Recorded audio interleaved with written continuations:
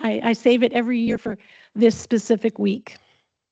So we have a lot of great discussion today. In addition to some state project showcase that we will be having and a local government highlight as well, we do have FHWA with us here today. And we're going to have a discussion around construction partnership, which is really talking about the innovation of technology to bring collaboration across the different agencies at the different levels within a state. And that will drive work zone awareness for both the drivers and the work zone workers. So very excited about how that all tied together for us this week. I do want to first ask Darren Anderson if he would like to give any opening comments.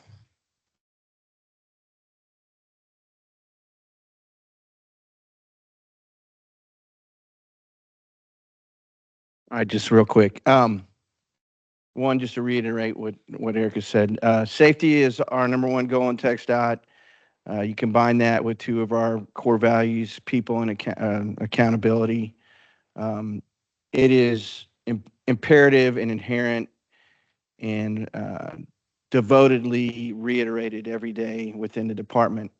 And just so you understand, work zone awareness is not just a slogan. Within a month ago, we lost a contractor in a work zone to somebody running into the work zone. So it is real, and it is important, and that's why we recognize at least 1 week out of the year with the rest of the nation, but certainly in our department every day. So very important to all of us.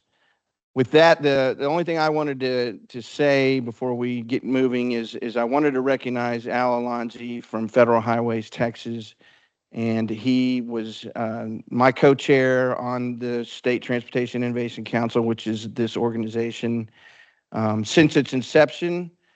And he has decided still, right, that he is, just checking, that he is departing Federal Highways Texas and Federal Highways and moving on into retirement. And so I've served alongside him in this role for 3, 4, 5 years at least, and in other activities within the department.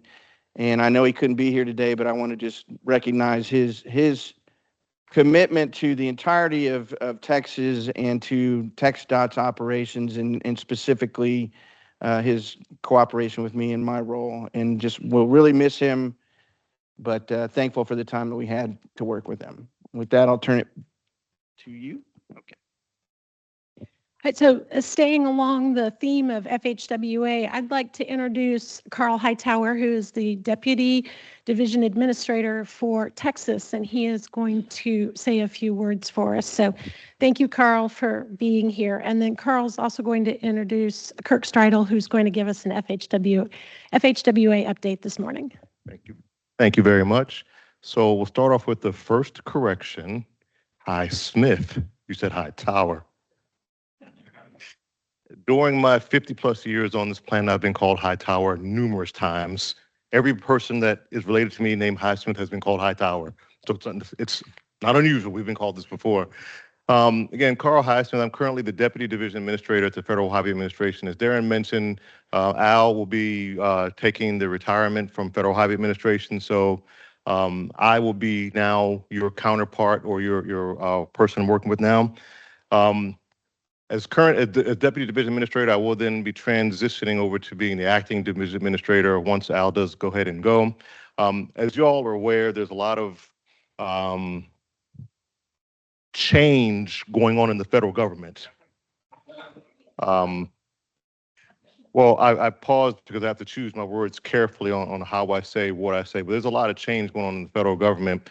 One of the things that's different from our agency starting in January, or if you go back to January of this year, our current office is down now 60% of what we had in January.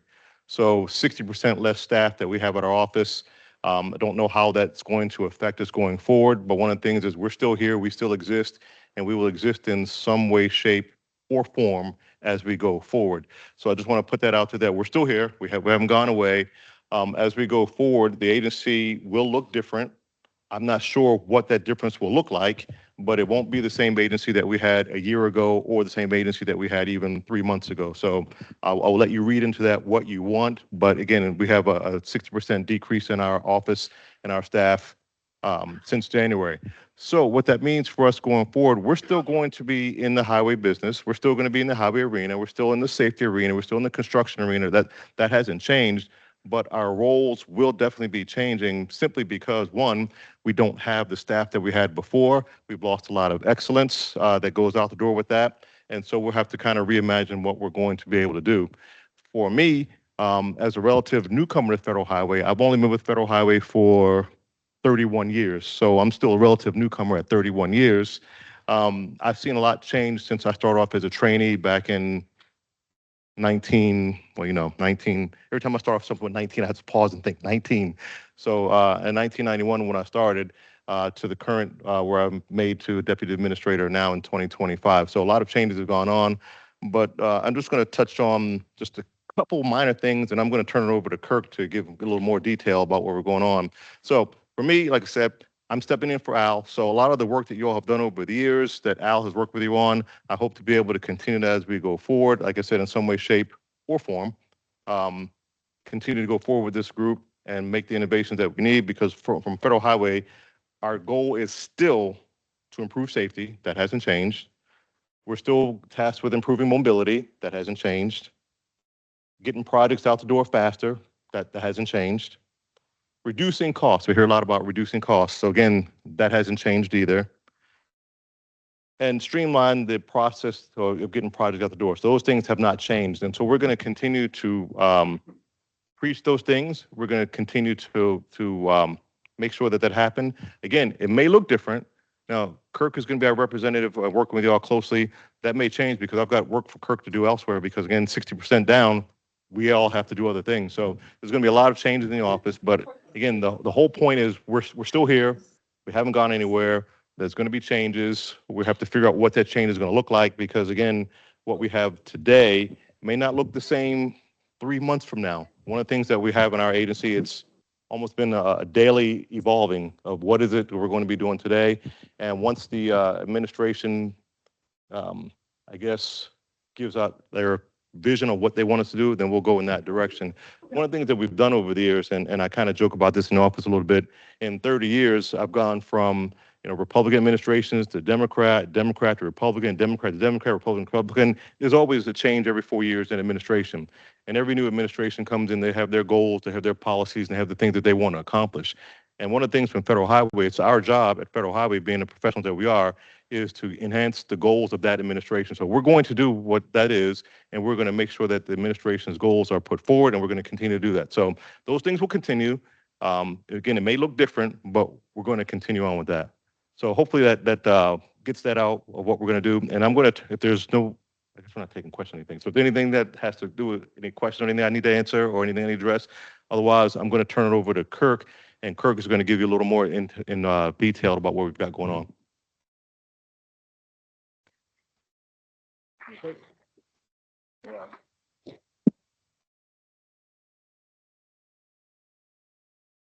Do these microphones work up here? Oh, okay. How about that? Does that work? Okay, thank you. As Darren mentioned, that we formed a partnership with TxDOT back in March 22nd, 2016. So Darren's been around since 9 years ago when we first kicked it off in the Greer building with Al Alonzi and Darren Anderson signing off on the agreement that set up the charter for the 51st SIC in the nation. We renewed the charter back in November 2019, and more recently, the 2024 charter has appeared, and it established the Texas Innovation Alliance last year as the STIC for the state of Texas, and further defines its vision, mission, scope, and responsibilities. TxDOT efforts have supported the Federal Highway Everyday Counts program. The EDC went through a period from 2010 to current, and we've gone from EDC 1, 2, 3, now we're in 7 and planning for 8 to be released. It's a national initiative to deploy proven and market-ready innovations and technologies. We've been very successful in getting STIC incentive money, and I'll talk a little bit about that. Those $100,000 grants have gone a long way. TxDOT and Federal Highway work to foster a strong collaboration to build a culture of innovation with local public agencies, universities, MPOs are here, private partners, among our stakeholders. TxDOT and Federal Highway have won one AASHTO National Excellence Award in 2018 and maybe another one in 2024. We don't know yet, but in May at the AASHTO meeting will be announced whether or not we get that AASHTO Excellence Award. Basically, the purpose of the STIC is to promote safety, enhance mobility, deliver projects faster, reduce costs, preserve resources, and streamline the project delivery process, which is important to get projects built and out on the road. We act as a clearinghouse for identifying and recommending innovative practices from across the state of Texas in conjunction with the Texas Innovation Alliance. The foundational accomplishments that we've had are many. Recently, we spearheaded EDC 1 through 7. We've reported that at a national level. Since 2016, it's been summarized in catalogs or reports every year, and end-of-year reports are done from the Everyday Counts initiatives from the state of Texas. Every 6 months, we gather information and give that to headquarters. Also, at the end of the year, we also provide information to go in the end-of-year report to show our successes. We partnered with major academic and private sector innovators. We received support from the STIC Incentive Program and the AID, Accelerating Innovation and Development Program. And in 24, we received $100,000 for utilizing ITS at international ports in El Paso to reduce emissions in the city of El Paso. Last year, the STIC Incentive Awards for $100,000 included some projects that were built to develop strategic workforce development through UTA, University of Texas in Arlington. We've won one in 2021 with traffic incident management. 2020, we did another workforce development program to catalog core competencies for critical job classifications. 2019, we funded an innovation conference at the short course. And 2017, we did a traffic incident management data collection process for traffic incident management for $100,000. So we've done a lot of things with proactive signal coordination, automated traffic signal performance measures, accelerated TIM, data-driven safety analysis, the focus on reducing rural roadway departures, road weather management. We did a study with UT Austin, Center for Transportation Research in that area. We've had more recent accomplishments, but there's so many that I probably could go on and on. So I won't go through each and every one from 2018 till now, or 16 till now. But technologies and data tools have been developed. Next-Gen TIM has been implemented. Actually, today there's a Next-Gen TIM webinar at 12:30 with the City of Houston showcasing those innovations. We've had a lot of success with the Unmanned Aerial Systems drone program with the Aviation Division of TxDOT and the Texas DPS with Sergio Roman and Jason Day. And all 25 districts in TxDOT have now a licensed drone operator or pilot for FAA purposes, for data collection, operations, evacuations, statewide planning purposes, and traffic analysis purposes. For public involvement, we helped develop the Strategic Public Engagement Plan, and of course, the Texas Innovation Alliance is ongoing through the University of Texas Center for Transportation Research. So in summary, we've enhanced safety, mobility, and project efficiency, delivery of projects.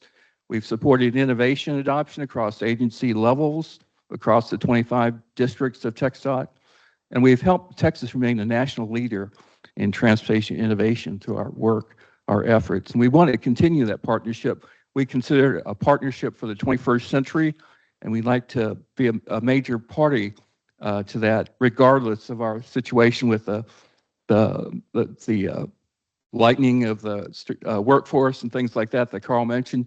We'll still be a partner, and we'll still be a major player, stakeholder, and we'll be there for you as public servants. So thank you very much. I appreciate it.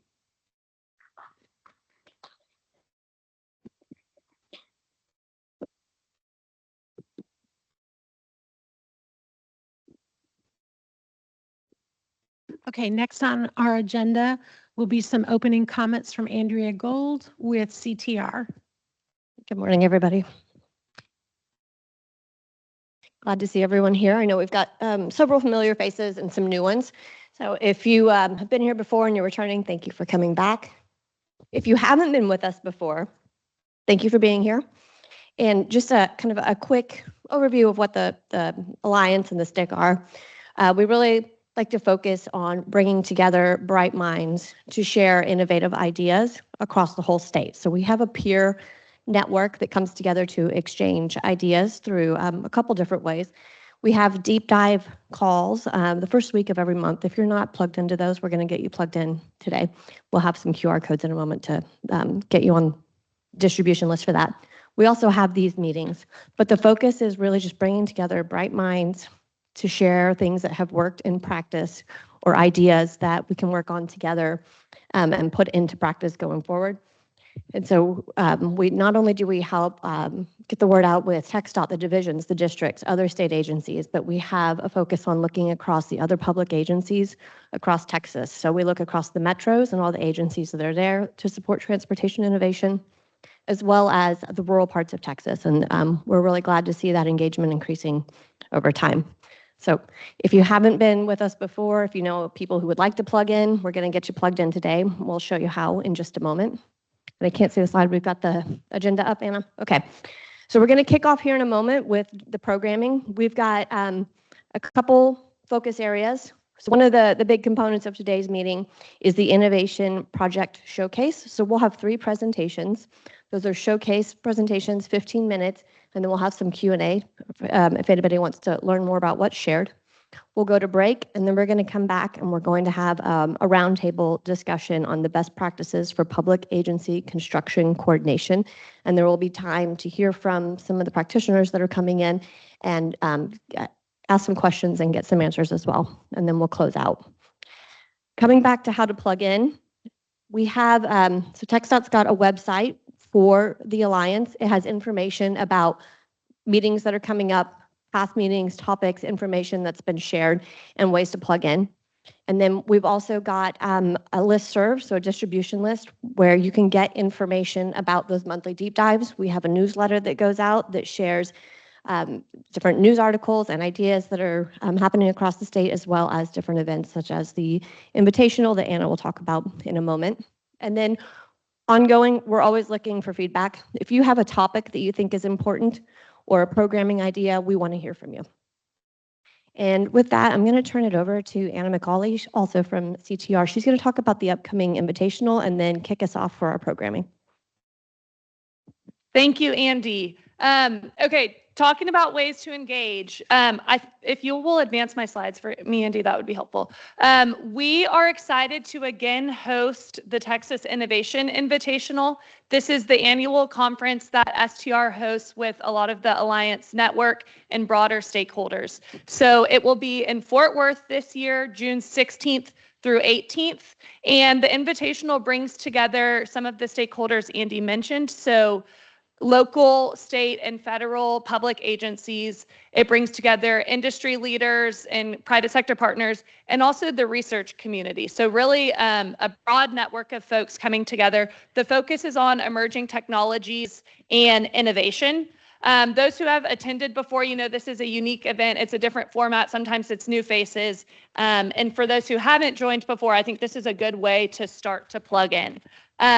Next slide. Oh, okay, wait, stay here for a second, sorry. I will give a brief overview of what the format is. This will be very similar to years past. I'll talk about it quickly, and then there are a few things that I do want to highlight about the programming this year. So day 1, Monday, is a half day. We'll have a technology showcase and a poster session and then a networking reception. Day 2, Tuesday, will be a full day of kind of typical conference programming. There will be plenaries. There will be TxDOT's Innovator of the Year awards, and then we'll have breakout sessions. And day 3, Wednesday, is a half day again in the morning. This is a team showcase. It's a fun format that we've done for a couple years now, and then the STAR Awards. And I'll share more about a couple of those briefly on the next few slides. Okay, thanks, Andy.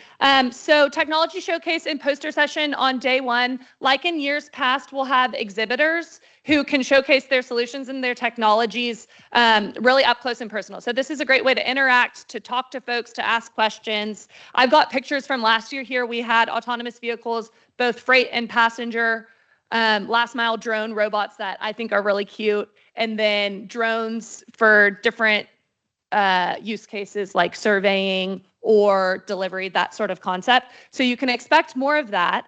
And then Andy, next slide. This year we will also have a poster session. So this is new. TxDOT Innovation Section is hosting a poster session where state and local agencies can share their transportation innovations. I think this is awesome. I personally love poster sessions because, again, you can chat with people and really dive into some of these topics.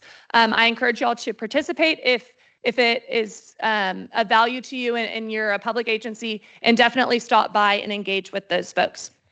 Next slide. Tuesday, I mentioned it's more typical conference programming, so we'll have fireside chats, panels, and breakout sessions. We're finalizing speakers, but we will share that out as soon as we can. Focus topics will include economic development, partnerships for implementation, AI and data tools, connected and autonomous vehicles, multimodal systems, and traffic operations. So really something for everyone there. And then additionally this year, Andy, if you can go to the next slide, there are 2 Innovator of the Year awards. I mentioned this briefly. So there's a TxDOT Innovator of the Year and an Industry Innovator of the Year. This is a way to really highlight and recognize folks who are advancing innovation in their sphere. You can submit nominations through Friday, so down to the wire here, but check out that QR code. There's more information, and that is also where you can submit nominations. And then lastly, Andy, on Wednesday, we will again host the team showcase. I mentioned this. This is in my opinion, unusual format. We always get good feedback on it. It's a crowd favorite. So this format brings in regional teams. We call them really just a group of stakeholders from a region to present an innovative project in their area to a panel of experts. So it's a good way to build momentum in your region, to convene stakeholders and get behind a project. It's a good way to increase visibility and highlight what's going on in your region. And then lastly, the feedback from these expert judges will really help you fine tune your project and get it ready for, let's say, submission for a federal grant program. So really leaning on those experts to give guidance on feasibility, scalability, partners, are you asking the right questions? And each year, the panel of experts selects 3 winners, 3 awards from the team showcase to receive the STAR Award. In the top right, you'll see that nifty floating light bulb that we've brought back for a few years now. So if you have questions about the team showcase, you can reach out to me. I'm happy to chat more about it. And then on the next slide, you will have QR codes again. We'll share this out at the break. We'll put it back up. But this is where you can register and sign up to become an exhibitor at the Invitational. So hope to see y'all there. This is a great event, and it's a good way to connect with folks and really build collaboration across the state and across your region. So, oh yeah. I want a quick survey. Show of hands. How many of y'all have received so far today?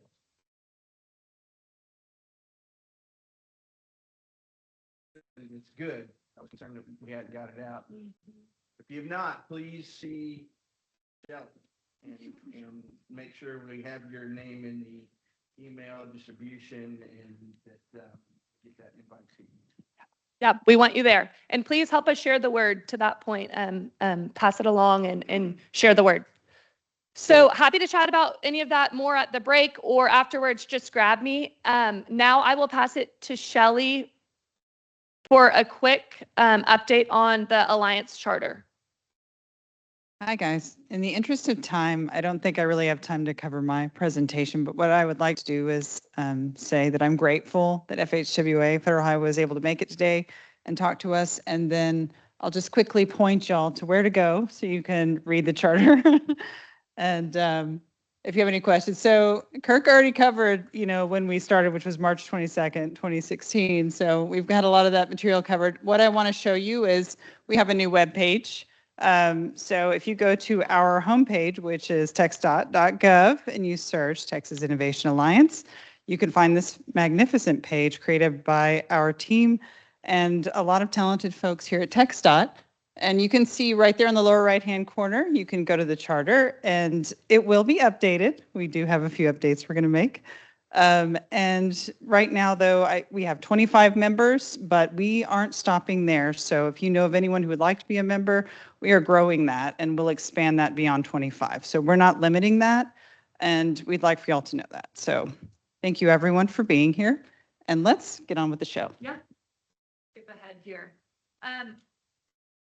Thank you, Shelley. We'll share these slides out afterwards so you can dig into Shelley's presentation, but the website is a great resource. So I'd like to kick off this portion of the programming, the Innovative Project Showcase. Andy gave a little bit of background and Erica gave a little bit of background. We like this format to highlight innovative projects at the state, regional, and local level. I'm sure y'all are aware of this. There's always so much going on that we just miss. We are focused in our silo or the silos next to us, and so we find that this format really helps to share across what's happening at regional, local, and state levels and bring new projects visibility. So I'd like to invite up Dr. Rebecca Davio from Texas State University to first share about findings from the Institute of Government Innovation.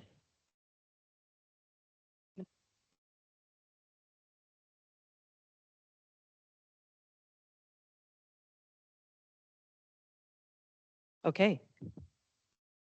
Can everybody hear me? Yes. And can we, this is not going to work. Okay. What I'm here today to talk to you about, this is the Innovation Showcase, right? Innovation. Okay, you guys, we got to get a little more innovation. Hey, yay. Innovation and everyday innovations. Like, what does that mean? Everyday innovations. Doesn't it have to be something big? I mean, we're a TxDOT, flying cars, right? That's innovative. But what about the things that you can do every single day to increase customer satisfaction, to enhance employee productivity and satisfaction, and to improve productivity? So before I begin discussing, these things are as simple as new perspectives and different tools. And so before I get into that, I'd like to briefly tell you about myself and the Institute. Are you, okay, yay, thank you. I was like, where are the controls? So I've been the director of the Institute for Government Innovation for about 11 years. And the Institute is an on-campus consulting group. We work with local, regional, state government agencies and nonprofits to help solve real-world problems. And we do this with students as our workforce. So students get the opportunity to have real-world experiences, on problems and issues, and our clients get high-value, innovative solutions. And really, our mission says it best. We're improving today's decisions and tomorrow's decision makers. And we had the very distinct opportunity. One of the projects that we got to work on was for TxDOT on your advanced air mobility project, and looking at bringing together a group of stakeholders, industry experts, to get recommendations to make sure that Texas is a leader in innovation. And so that was just one example of projects. But let's start talking about innovation with different perspectives. The first and very most profound thing that I would say to get our innovation thoughts going is forget we work in government. I've been in government for my entire life. I had 20 plus careers before, years of service in state and local government before I got to the university. So I am a loyal government employee. But the times when I've been happiest, when my employees have been happiest, and when we've been able to offer the best, most innovative service to our customers is when I forgot that I worked in state government. And it's a challenge, but our customers should not have to suffer because we have a .gov extension, right? They have to follow our laws and our regulations, but we do not have to make that harder to do by having complex processes and a painful process. So let's start by taking different perspectives. And one way is simply to look at things with fresh perspectives, fresh eyes. And the example, one example that I would give you, and it's really a challenge to you. Go to a meeting that you go to every week, every month, and sit in a different place in the room. This happened to me. It was my staff meeting and somebody sat in my chair. You know, how dare they? But it was so incredibly amazing for me to just sit in a different place in the room. I saw things on the wall I'd never seen before.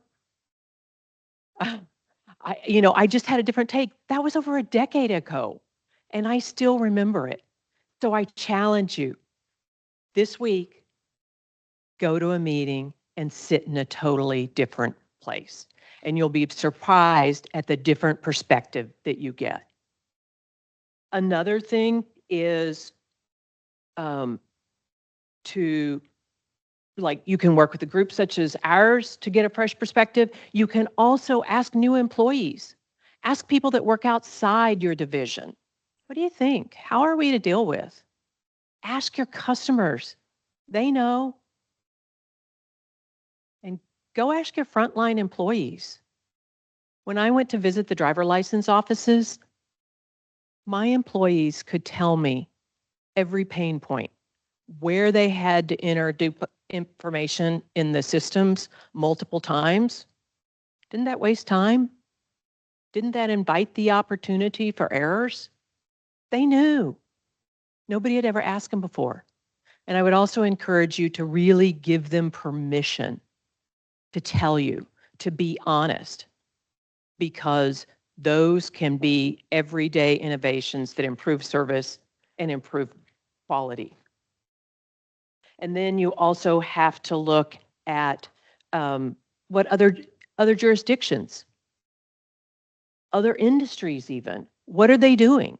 And these days, you can use AI to do that quick and easy.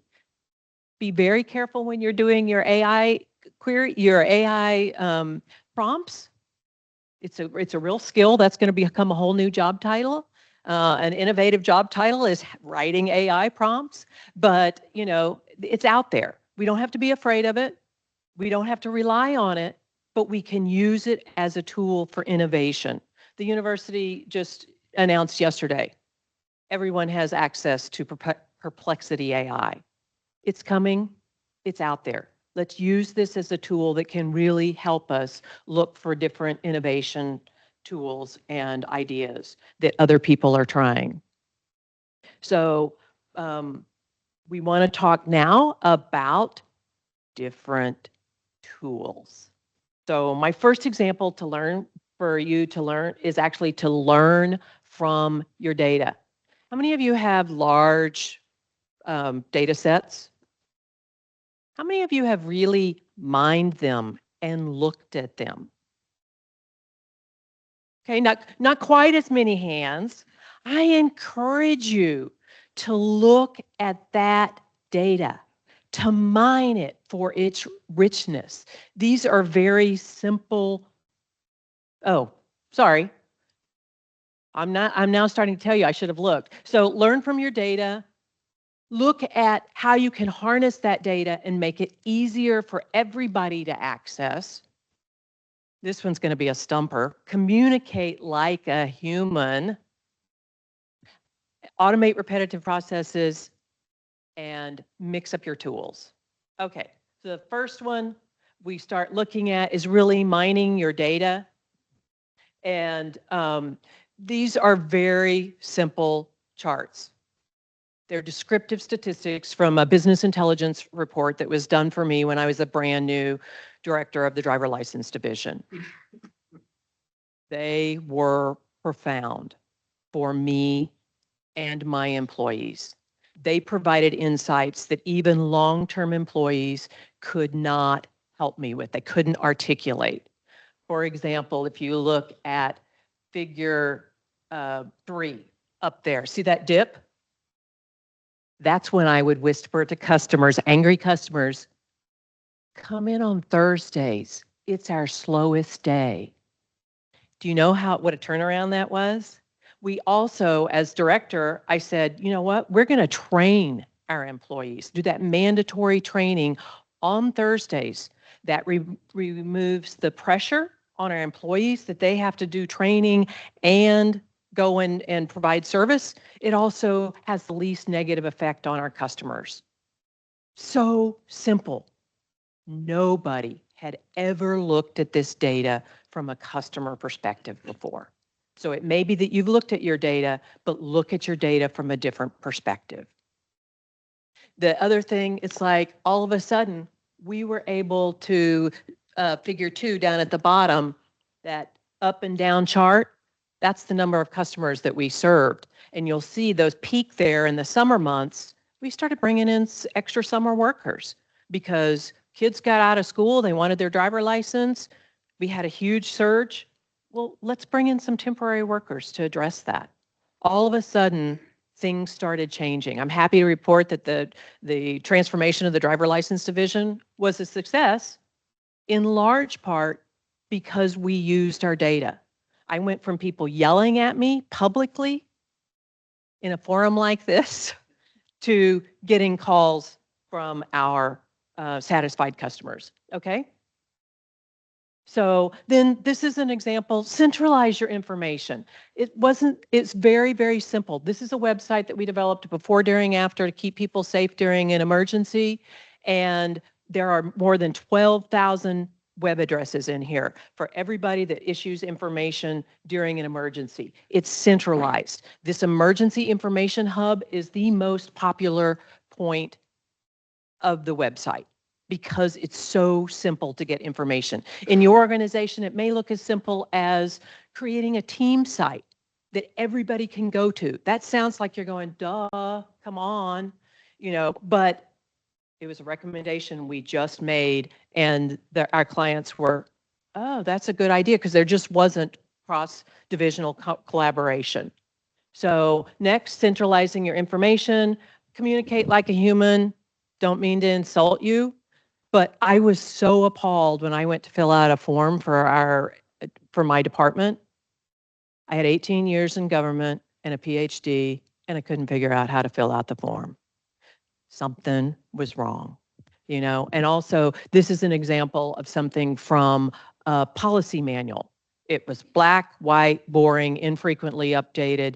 Nobody wanted to use it. We put it online, added helpful information. The employees loved it. It made a huge difference, and it was award-winning.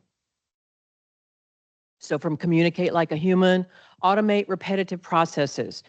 These are things that, it's like there's templates. You can create templates. You can create macros. It helps ensure consistency and helps ease challenges when employees change. Okay. So mix up your tools. This is my last example, and it's maybe my favorite example because it's so simple. You can see on the left, 800-page templated PDFs. Boring, horrible, inaccessible. There was great information when we looked at it, but nobody could get to it. On the right, we made it very accessible, easy, and powerful because all we had to do, we just use Excel. We digitized everything, dumped it into Excel, and you could just search, and the power of this information was now revealed. So I want to thank you for your time and your attention this morning. And I encourage you to look for ways every day to bring innovation into your workplace. Don't wait for the $10 million, 10-year, big, huge thing. Use different perspectives and different tools, and you'll be amazed. Thank you.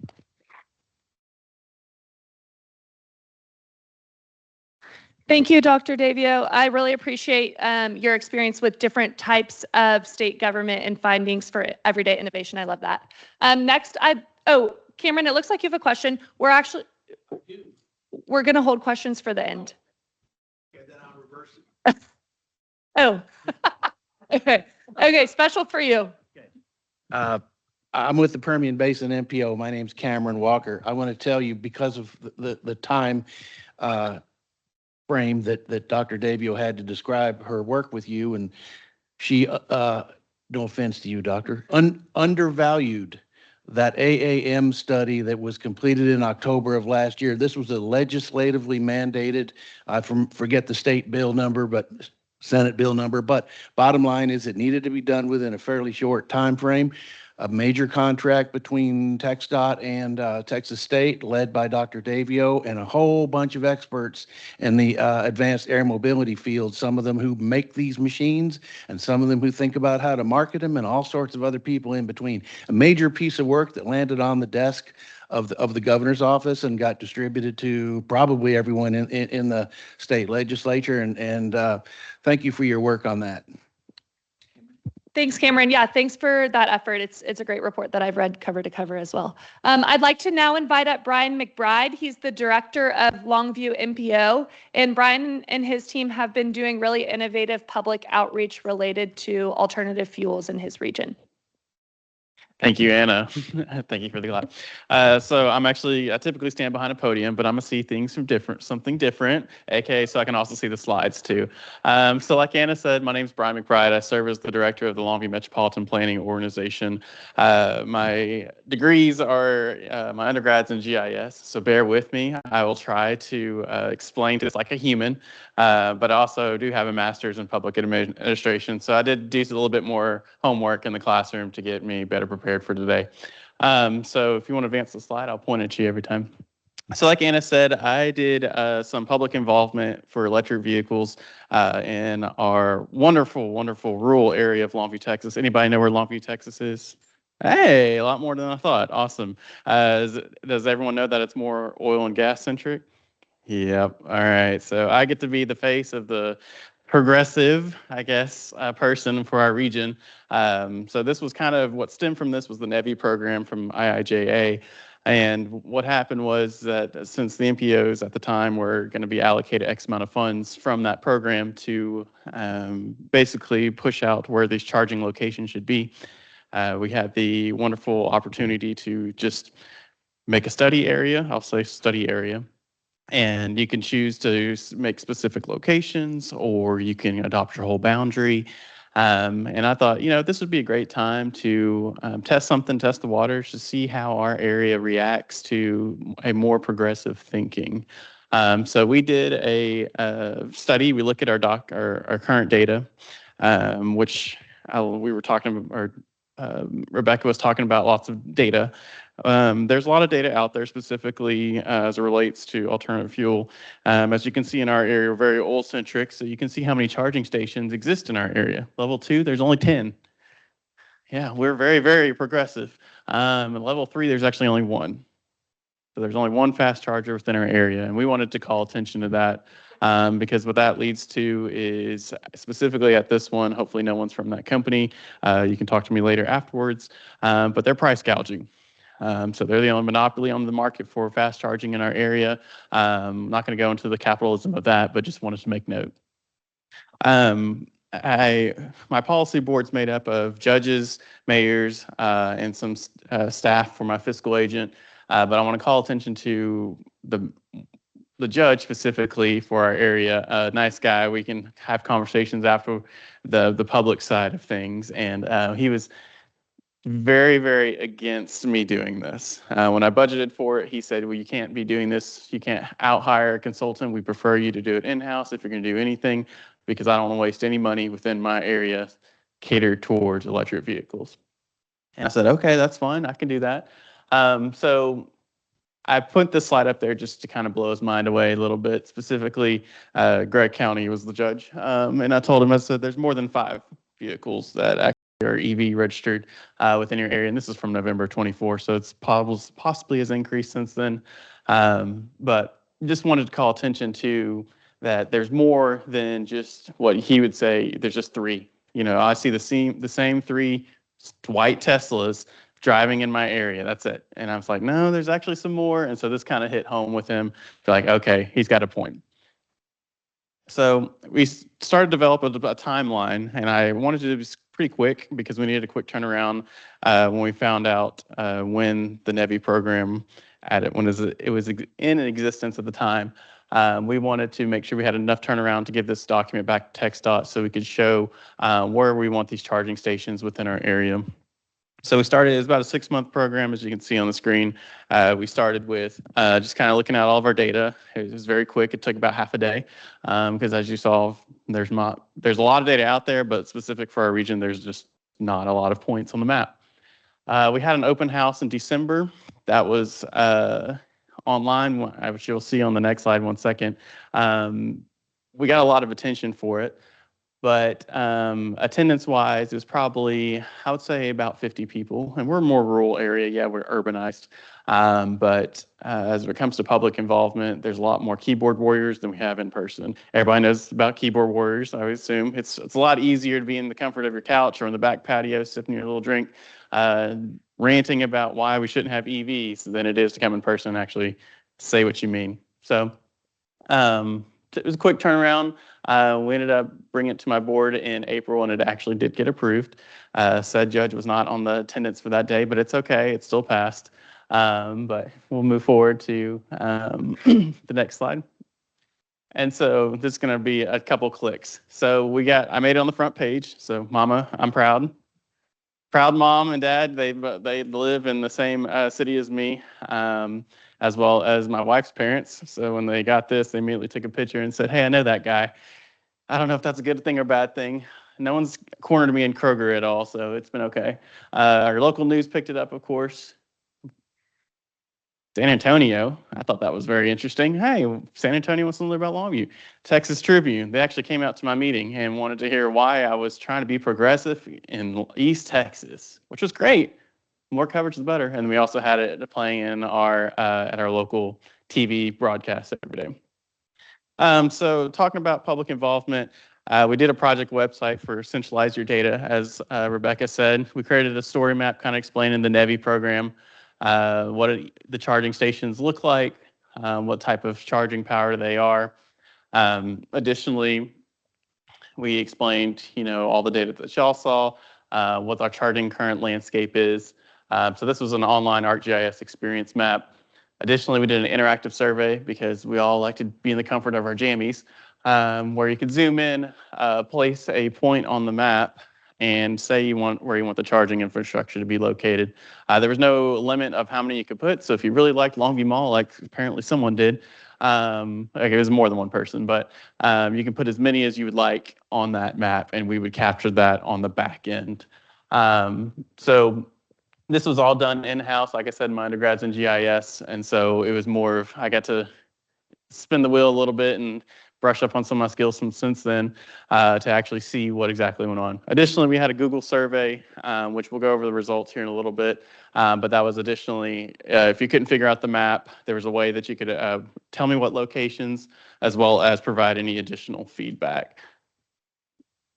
So the interactive map survey, was the results from that. Additionally, at our open house, we had your typical storyboards explaining everything that was on the project website, Additionally, we had a rollout map of the whole MPO boundary, able to put dots anywhere, your typical public involvement, in-person stuff. Additionally, we had our laptops, iPads we were carrying around. Someone would be like, hey, I'd like to see a charging station at this, but I couldn't figure out how to put it on the map. We'd go over there, we'd bring it with us, we'd put it on that for them. It was on your iPhone, tablet, computer, any way that you could reach our website, you were able to provide comment. And so, as you can see, there was two main hotspot areas. Obviously, it's a heat map, and so the lighter the color, the more dense it was that the data received.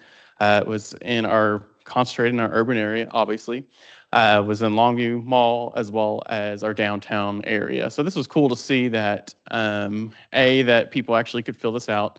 And then two, it was cool to see that downtown is starting to be more, it's more vitalized. It's trying to basically come back. People want to spend more time at downtown, so they want that charging infrastructure there so they could, if they're traveling all the way, like I said, we're more rural from Gilmore, which is on northwest, and they want to come in to do the urban areas to do their shopping, they can charge at downtown or at the Longview Mall, be able to shop for clothes, whatever, get a bite to eat, and then feel adequate and comfortable to be able to drive back home. So our Google Form survey, like I mentioned before, here are the results from that. So your typical question we asked about you. So it was actually split. I know a lot of times in public involvement that you get a lot of the same people filling out the data. So you get a very one-sided, like, oh yeah, we really love EVs, which is really cool because we did not. We got pretty much a third saying we are diehard EVs, we're diehard against EVs, and we're about, I'm on the fence about it. So it was cool to see that there was a lot of participation.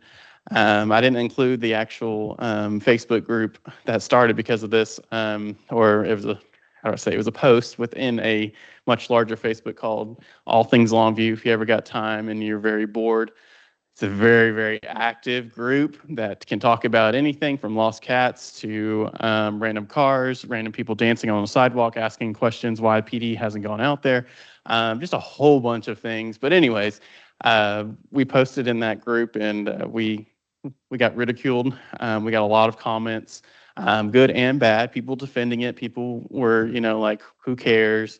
So this survey was a good projection of that social media post.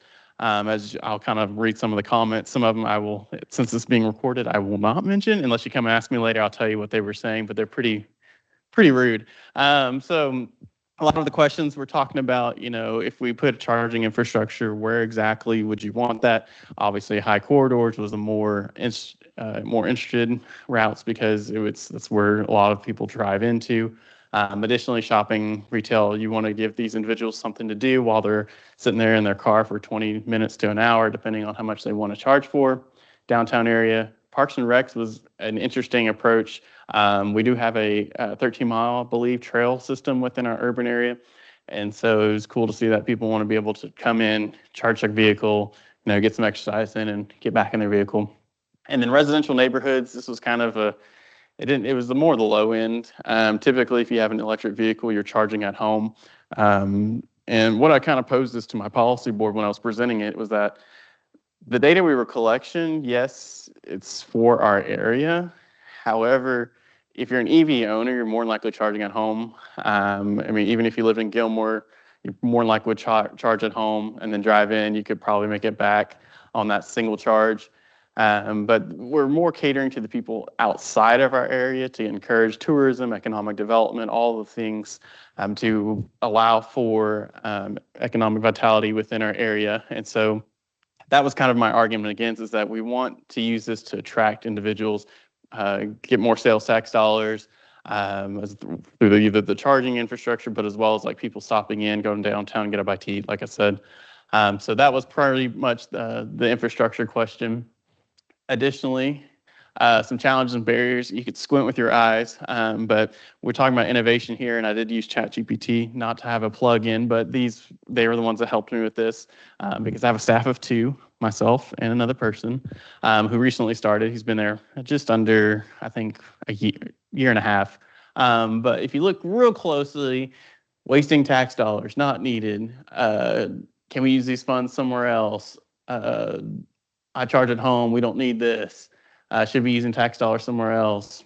All valid, I guess, comments. However, like I told my policy board, this was money to be made out there. We want to be better prepared for it. And if that funding still exists, or wherever comes back, that grant funding ever exists, we'd like to be ready to tell the individuals to show them where we'd like this data.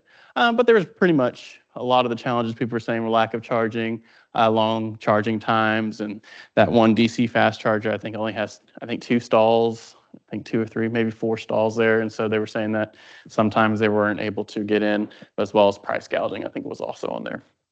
Additional input was mentioned, talking about this was able for someone, if they couldn't figure out the map, they were able to tell me where they'd want it.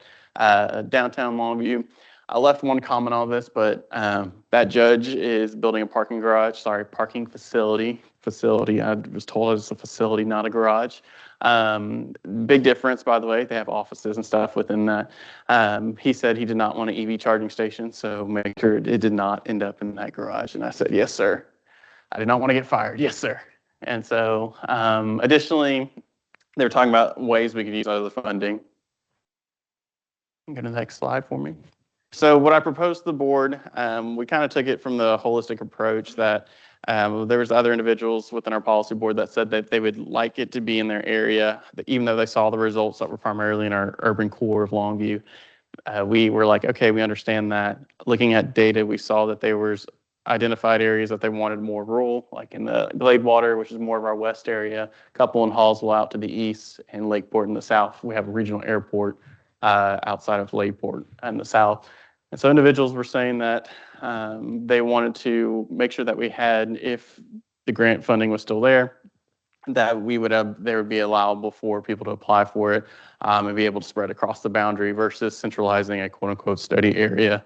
However, I did wanted to make note, when we did develop this, we said that we wanted to ensure that the person applying for this grant knew that there were 2 priority or 2 hotspots in their area, Longview Mall and the downtown area.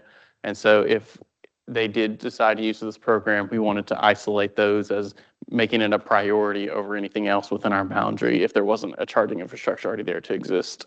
Like I already said before, it did get approved. It was a unanimous vote. They were said, okay, we understand, we're for it. But that was pretty much all the public involvement that we did. I'm trying to think. ArcGIS Story Map is a very good tool to use. It was my first time utilizing it, and it's very user-friendly, but I think I had a quick start program. So there's my contact information. You're welcome to call me or talk to me throughout this day in this meeting. But yeah, that's a little bit about the Longview MPO. So thank you. Thank you, Brian. I appreciate that. I think public engagement is difficult to start with and then layer that on with emerging technologies or things that may be new for folks. That's even harder. And then layer that on with a rural or suburban or growing geography is even harder. So I think this is a great example of what that could look like and a lot to learn there. I think I mentioned we're going to do questions at the end. I also want to say, folks online, we're monitoring the chat. So if you have a question, feel free to put it in the chat and we can help facilitate that. Our last innovative project showcase will feature a local government. I'd like to invite up Chris Funches with City of Arlington. He's a traffic engineer and will share about a program they're working on with No Traffic, which is an AI-based corridor management tool.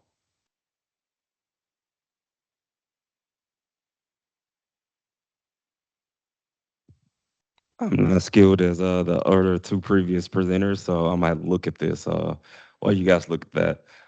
Good morning. My name is Chris Funches. I'm from the City of Arlington, the city traffic engineer.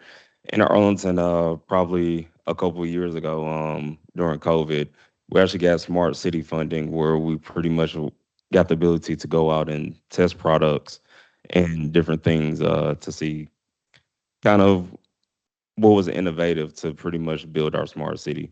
One of the things we tested out was No Traffic. They're a detection company based out of Israel. There have been some conflicts with that, with the current political climate.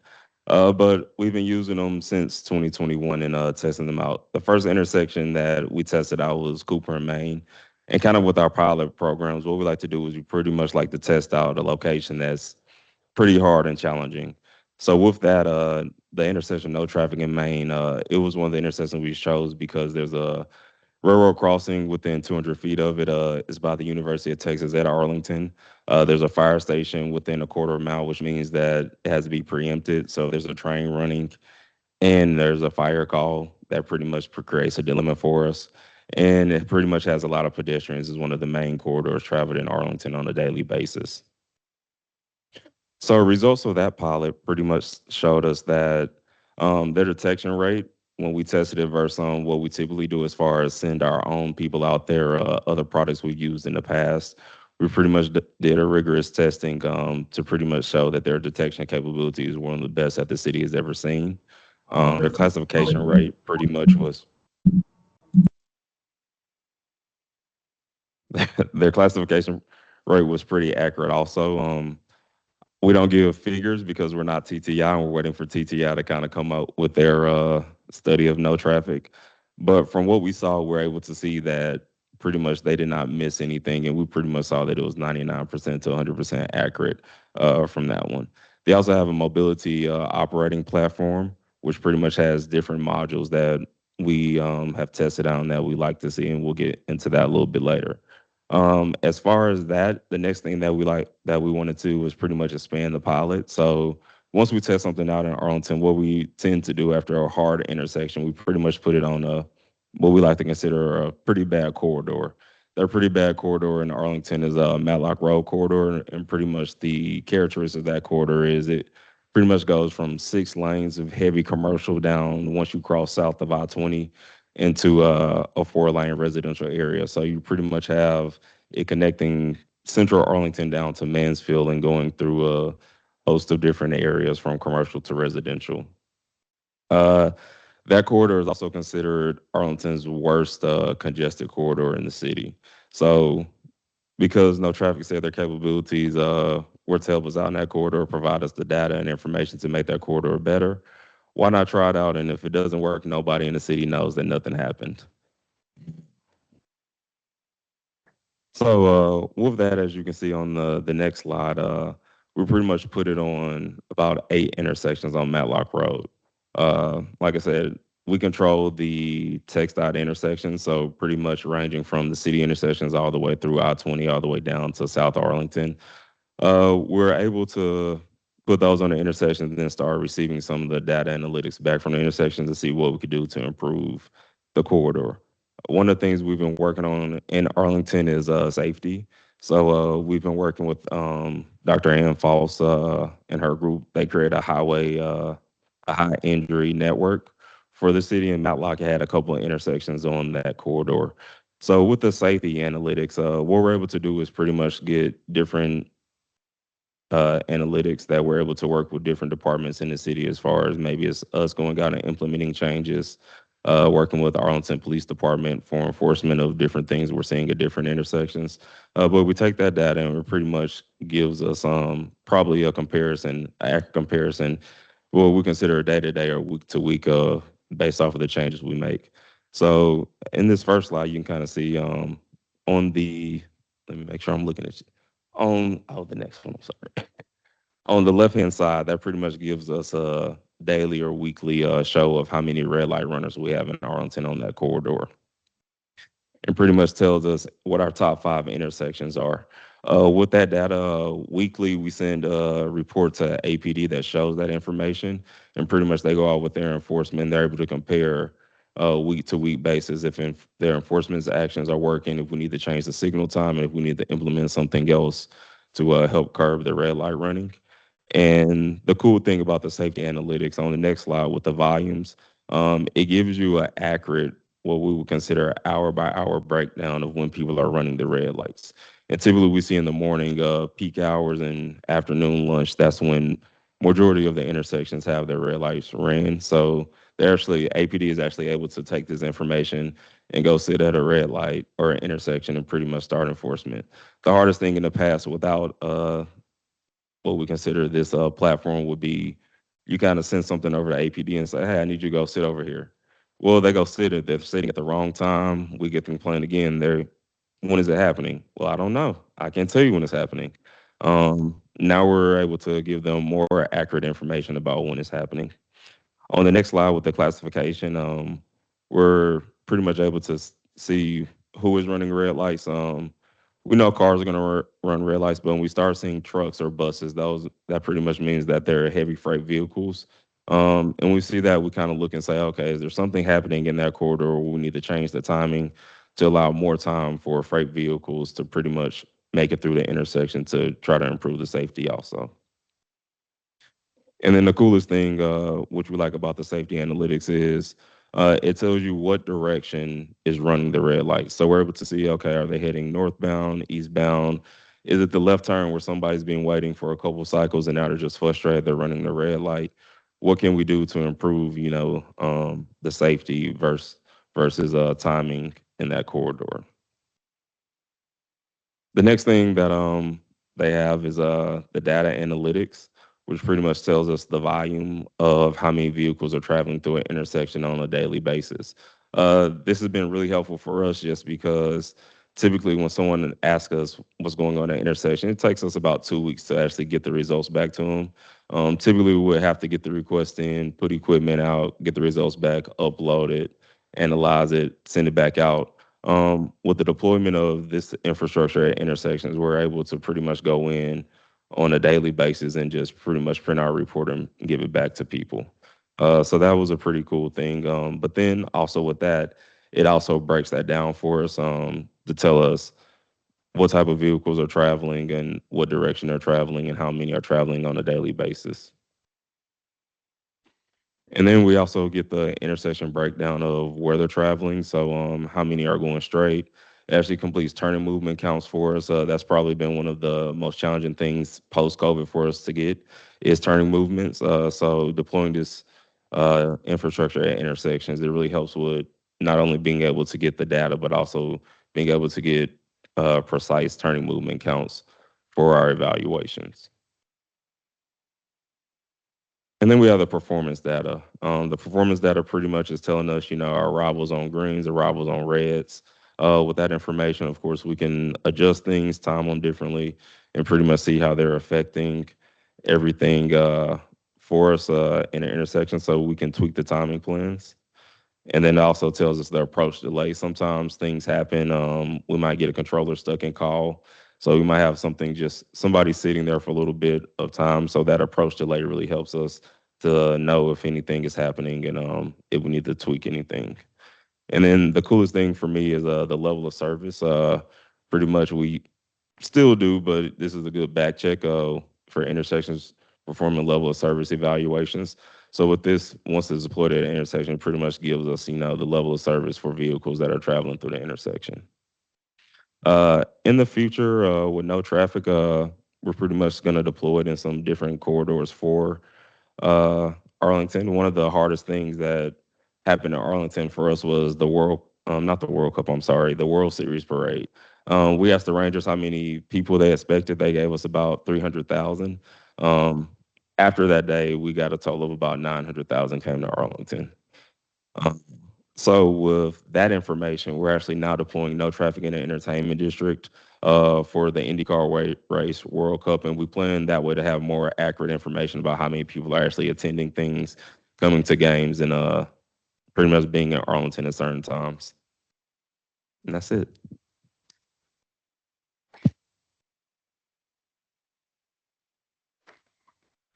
Thank you, Chris. It's great to hear about the successes and findings from that project. I know that there's all sorts of solutions out there. On our April deep dive call, we heard from Peer DOT, Nashville DOT, about their use of LiDAR technology for classification and near miss detection. So it's good to hear that No Traffic has been a strong partner and y'all are finding value in that. I remember us talking about potential expansion for World Cup, so it sounds like you're headed that direction. We have got about 15 minutes for questions. Uday, I saw you drop a couple in the chat. I'm going to walk over to you and let you ask questions, then I'll grab another mic to walk around. Okay, so for the first speaker, I had a question about, is there any shared data infrastructure or services available from this Alliance for Cities we have a lot of data, but we don't have, we're not able to procure all the tools we need to process it and services, expertise. So is there something like that available where we can? So you're asking how you might interact with and get our services? Yeah. Oh, That's well, true. so we try and make that as easy as possible. We have the ability to contract directly with state agencies and local government agencies through an interlocal agreement for local governments. And so you don't have to go through the bidding process, and because we're a state agency. And we try and make the process very easy. You tell us about what you want, what you need, what your time frame is. So it's easy. I'm happy to visit with you more, but thank you for asking. Sure.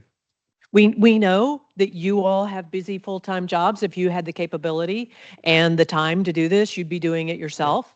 And it's great learning opportunities for our students, and they're all supervised and they work. And if we need to, we can do non-disclosure agreements for the data. Excellent. Thank you. So for the second speaker, my question was, there's a lot of private like Tesla and Rivian. So they're already expanding the network. They don't care if your judge doesn't like something, right? So they'll just put it, is that something that you want to look into as well, and maybe? All right, can you hear me? So you're correct. They are, like you mentioned, the Tesla and Rivian are expanding into a lot of the networks within our area.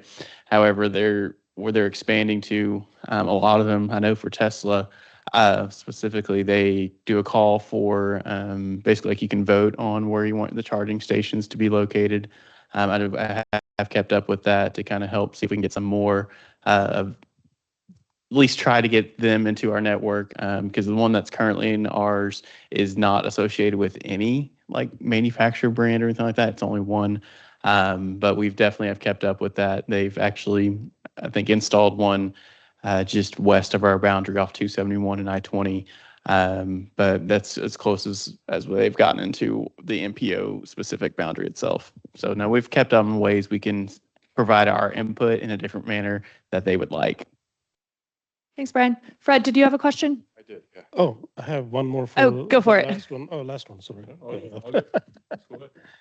So for Chris, so yeah, well, I'm traffic operations for another city, smaller city, and we're looking into My Vision, which is, and I think the only other game in town is No Traffic, and with that in video detection. So I was just curious what your experience in reducing delays are, and is this like a truly end-to-end system that does, you mentioned AI, does it do, predictive and adaptive retiming of the signal, or do you have to still do hard work, and how does that work? So no traffic is not the only system we use in Arlington. We're kind of a melting pot of systems. We have Mile Vision also, I believe. We're using Traffic Ops right now at another location. But pretty much in Arlington, we're very selfish, I would say. So with our traffic signals, we pretty much don't want anyone else to touch it. We believe that is somewhat of a liability standpoint. No Traffic does say that they have the capabilities to do predictive and adaptive signal timing changes. We're actually, the city is going through a ITS evaluation. Currently, we run tactics. So we're going through evaluation to either upgrade tactics or replace it with a new system. So we're looking for that system to be adaptive, but also for our no traffics, our Mile Visions, we use ITS Plus also for those systems to be able to connect to our new system and pretty much let our new system run everything. Chris? Awesome. Sure, whatever. Fred Rodriguez, everyone, with TxDOT Federal Affairs. I'm going to tread carefully here because Darren and Eric are listening, and this is a bit of a political topic that's sensitive to Mr. Metcalf. uh, NEVI was a highly controversial aspect of the IIJA, and as a federal liaison, part of my job was to, and still is, despite the administration like wiping information from online, but to track implementation of the IIJA. Well, we're in year 3 or 4, depending on the math of the IIJA, and we're now working, as Erica and Darren know, with national organizations and in terms of reauthorization, policies or priorities in the next reauthorization bill. We're pretty certain, I think Eric and Darren will agree, that NEVI is going to go the way of the dinosaur in the next bill. I'm not sure what that means for the future of the states and municipalities, and expanding electric vehicle operations. So I'm wondering if that's something y'all have thought out. To your question about, are you expecting the private sector to kind of fill the void? Yeah. And if you have any questions, I can give you my card, and if we can be a helpful resource in federal affairs. Yeah, I'll just comment back with that and say, yes, I'd love to get your contact information. We've definitely have tracked the administration in regards to NEVI and understand that. And that was one of the comments I got at my policy board meeting. And I said, I spun it a little bit and said, the job of the MPO is to help provide the data and to the decision makers to allow them to come up with their own decision how they want their region to grow. So essentially, I did my job, my part of collecting that data. Whether the current administration basically ceased to exist with the NEVI program, we understand that. We'll now just have data for the future. If something comes up, another grant program opportunity comes up, or just the private sector just wants to reach out to us and say, hey, or if just a constituent, like a citizen, wanted to be like, I want to get in on this capitalism. Let's see if there's only one in our area. Can I do one? So that kind of helps provide them with that information, not trying to be biased. Correct. And I would just want it to be more of just the front line of pushing that, because public involvement is definitely where the MPO is supposed to stem from. And so obtaining that data is essentially what I did. I just got to mooch off to say, well, the state did it with their NEVI program. We're doing it too because we have to, but it was just an opportunity. I kind of hid behind their shield a little bit. However, we're still be able to collect that data. Yes, sir. Thanks, Brian. Darren. I was going to comment on that anyway, so just to add to it. And for those that don't know, Erica's division and the planning division were responsible for our NEVI strategy. Yes, the program is at least suspended. In our case, there are still 25 DC fast charging stations, I believe that's the correct number, that will be completed. The sixth one actually was completed today. I just got a note. So that's roughly 50% of what was the original requirement, which was to put DC fast charging stations, or to ensure that there was one every 50 miles along all of our interstates. Even with just 25, that's still a pretty significant coverage. And the other thing I've continued to say is, I understand all the arguments for and against, and there was a lot of discussion even at the state level of, should we even take this funding? Shouldn't private industry deploy this like the gas, fueling industry? But the greatness is, and I think this is, both from our state plan as well as all the MPOs, that you now have a blueprint that you can share with any charging station company and all of the EV manufacturers about where does your citizenry already know would be the optimum place to have initial stations, because that's always the hardest part of the business case, is the initial deployment. So I don't think it was work wasted at all, and there's no telling whether or not some of that remaining year's funding might ultimately be released. But yeah, it doesn't look great. But regardless, I think the plans are rock solid, and I think your analysis was on target. And one other thought, our NEVI website is still up. He talked about registrations. He talked about numbers of vehicles in charging stations. There are still links to all of that analytics, and that is updated almost weekly across the state. So if you wanted to look at any region, any MPO or city, you can see that data as well.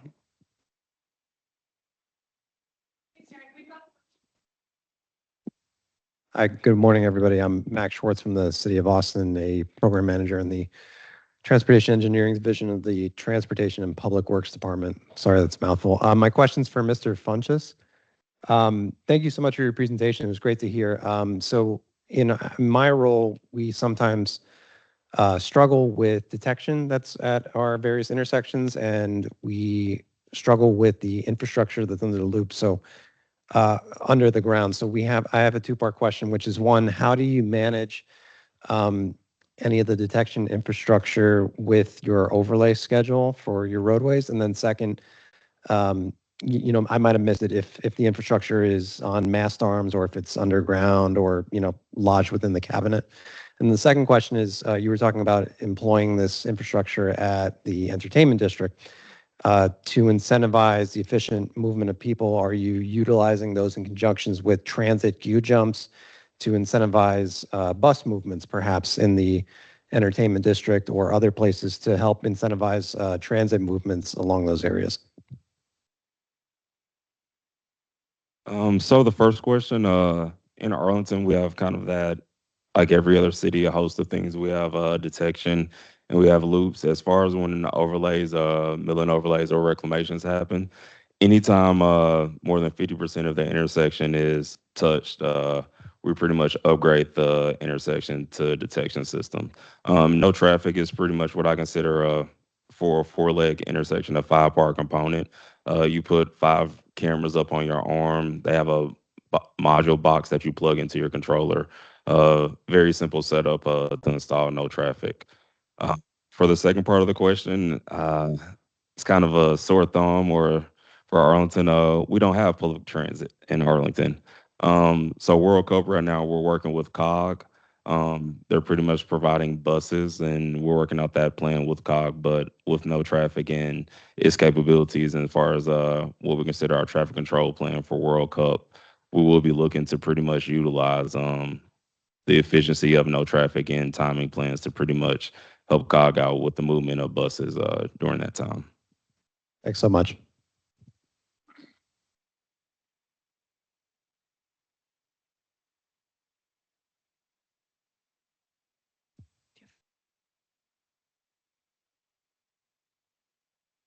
We're checking the online chat to see if there's other comments or questions. I think we're good online. Anyone else in the room, either with a question for our presenters or even a project or comment about something related to this conversation that they'd like to highlight? Okay, well, thank you so much to Dr. Davio, Brian, and Chris for your presentations. We'll have a 15-minute break. So we'll be back in here at 10:45. I encourage y'all to connect with each of the presenters and each other during this break to chat more. And Shelley, Pridgeon, and myself are also available to talk about any alliance or invitational items. And we'll reconvene at 10:45. Thanks.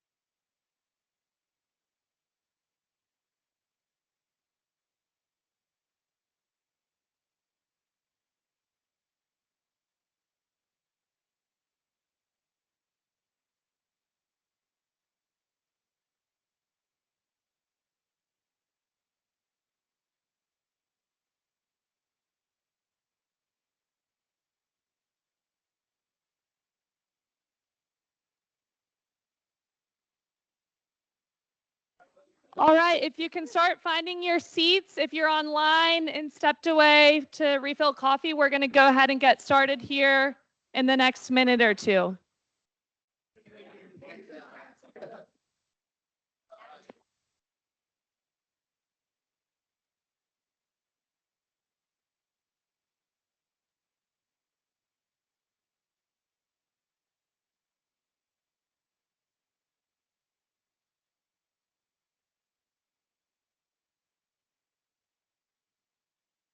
All right.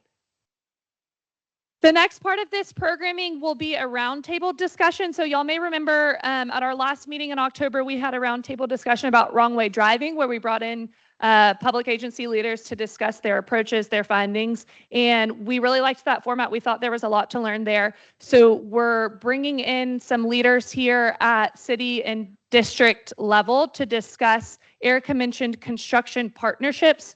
George will share a bit more about what we mean by that, but it's really coordination for complex capital projects where you have the public sector or general public stakeholders, where you have other agencies involved, where there are new and emerging data sources and sometimes just old-fashioned face-to-face traditional methods. So George will lead us through a moderated discussion here, and we will have time for questions at the end. George, I will let you introduce our panelists, and I'll turn it to you. Thank you, Anna. Good morning, everybody. My name is George Villarreal. I'm with Atkins Realis, previously with TxDOT. For those of y'all that know me, I do have a tendency of joking around and kind of picking on people, but I'm not above picking on myself. So I really did embarrass myself this morning because I saw Heidi and Erica, and I'm like, hey, did y'all color coordinate this morning, or did I miss the memo? No, I literally missed the memo, so I apologize. I'm not wearing orange today. So yeah, I'm going to go ahead and we'll do the introductions. After introductions, I'll talk a little bit more in detail about the topic that we're going to go through. And we'll start here on this side with Mr. Ariano. Morning. Mike Ariano. I'm the Austin District Deputy District Engineer. Jim Dale with the City of Austin, Deputy Director for Transportation and Public Works. James Atkins, Director of Construction, Parish District. Daniel Dvorak, Design Build Supervisor for the Houston District. Thank you, gentlemen. So when we talk about construction coordination, you know, it's just one of those things that communication, networking, and in a lot of the collaborations, just a mainstay in our industry. But what is technology doing to it? You know, how does technology, we've talked about in the past, you know, it just brings things closer together, makes it easier to communicate virtually, you know, those types of aspects. But what's critical and what's important about this discussion, though, is looking at things as a region and understanding and looking at the benefits of having regional collaboration with not just discussions or plans, but data, technology, integration. And how can that help facilitate the safety in your work zone for your staff, the traveling public, the contractors, you know, help in expediting even the construction contract and contractor itself. So there's a lot of aspects that it touches just by having that collaborative touch with the innovation in there as well. So I'd like to start out with that topic. We'll start at the end with Daniel and James over there. As far as, can you tell me about what's going on specifically in y'all's districts? You know, just large projects, what's happening in your area, and just kind of what your thoughts are on how technology can assist in collaboration for construction and work zones. So for the Houston area, I'm sure many of y'all are aware or have heard the acronym NHHIP. It's pretty well known outside of Houston and other areas. But that's ultimately our big program that's going on in the district right now. Been working, when I was in the design build program back in 2018, we were trying to get it started, especially the portion around downtown, get it out, get started and built. Then TxDOT had to pause with FHWA, and that's been removed. And so we're moving forward with construction and design on the program. But ultimately, NHHIP encompasses everything on 45 from basically downtown north up to Beltway 8, and then I-10 and I-69 around downtown. So, I mean, that's where the district's focus is. Two of the projects are currently in construction. on the east side of town. The I-10 corridor, we're currently in design, progressing that, and hopefully in the next 2 years, we'll be out for construction. And then, and ultimately, TxDOT's plan is to progress north up to 610 and up to Beltway 8. Some of those projects aren't funded to date, but in future project UTP, hopefully they'll be funded. But so you want to know about technology? Yeah, I mean, Okay. with a project that small, I mean, it's not going to be that hard for collaboration in there. So, if you can just kind of just think off the top of your head, a big challenge where technology really kind of just facilitated that project along in the process. Okay. Yeah, I mean, to me, that project is massive, and actually, I probably can't even comprehend the amount of impacts to everybody that goes through the system on a daily basis or will be impacted during construction. So at least from the Houston district, the main thing is getting a message out and being consistent and making sure the information is accessible to the public. And that's where TxDOT has focused. Because there's been a evolution, and I mean we're like 8-9 years into this thing, and things have changed. We've refocused design, split it into subsegments, and so we want to make sure that the public has the latest information. And for the Houston district, just having one centralized platform with that information, so the public gets the information and it's accurate. It's not hearsay. It's not disinformation or anything like that. So that's been the district's focus, is to have one centralized, and we've used the website for that, and pushed a lot of in our public meetings to refer the public to go there and get the latest and greatest information so they are up to date and informed. Yeah. And what about, James, from your perspective, coming from Paris?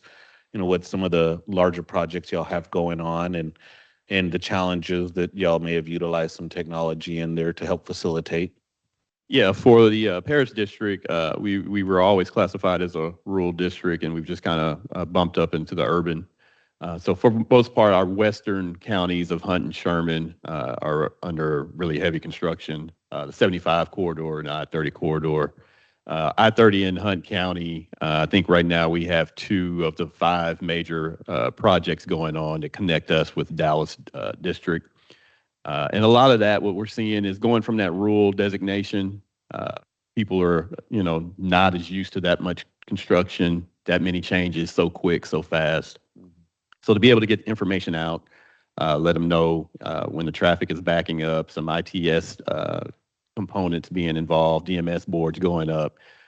It's really helping the public understand and realize that, things are changing, but then also what the traffic is getting congested, and where they can find a new route to get on and off. So it's really helping us make, better changes and catch up with the traffic that's coming from the west to back over to our side. But it's also helping the traveling public make safer decisions and timelier decisions. Yeah, just as I'm thinking through that too, though, the traveling public side, that's a great way that y'all are getting the message out. But what were some of maybe the different dynamics in collaborating in a more rural area with the partners on construction projects that you've seen or y'all explored? Yeah, for collaborating with the folks on the rural side, they're not pro technology, I guess, with emails and things like that. They like to come see you face to face. Yeah. So you'll be in the middle of a meeting and you'll walk out and have several business owners sitting in the lobby waiting to talk to you. So, and that's fine. We relish that, and we go out and we meet with chambers of commerces. We have a transportation steering committee that we discuss things with. We go to the businesses that are impacted. If you're in a rural section, you have the 2-way frontage roads that have been there for a long time, and now that that's going away, it impacts how they get people in and people out. So we have to go have those tough conversations about why we're doing this and how we can mitigate some of the problems coming forward. Thank you, sir. Yeah, I asked that because when we were prepping for some of this, we got examples from Houston and Austin, and when then James had brought that up, it's one of the things to where, yeah, so good to focus on technology, but from the rural perspective, it's also just good to know your audience. If it's not going to resonate with them on certain aspects, how can you connect with them you know, and you brought up and discussed that, which I thought was a great point. But even when they come in person and visit them, you know, sometimes even just using like a 4D modeling of what your construction might look like is a great visual to provide them. You know, that's another good example too that you could do. So I don't know, Jim, do you and Mike want to do rock, paper, and scissors to go see who goes first from the city side or the state side? Oh, okay, Mike won. So, yeah, Jim, I know y'all got a lot here in the city of Austin going on with Convention Center. I mean, and then ATP's got Project Connect. Y'all have a lot going on with Signals and the MMC. So if you could just talk about that, and then just talk about even some of the partnership with TxDOT and the region and CPP, and how y'all are utilizing technology in this area for collaboration, public information, and just even overall coordination for construction. So Yeah, you bet. Thank you, George. And I just want to first start off by saying I'm honored to be at a table with TxDOT employees, and I'm glad y'all let the city person get up here and they sit made with sure you to keep you guys. in the middle, though. Yeah, You know? yeah. So yeah, and I'll start with talking about the challenge and a little bit of the collaboration, and then maybe pitch it to you, Mike, for the technology and kind of how we're going about addressing things. So the challenge we have is a good challenge to have. It's a $20 billion challenge of all the work that's coming to Austin, and it's more than 20 billion. So it's there's a lot to be coordinated.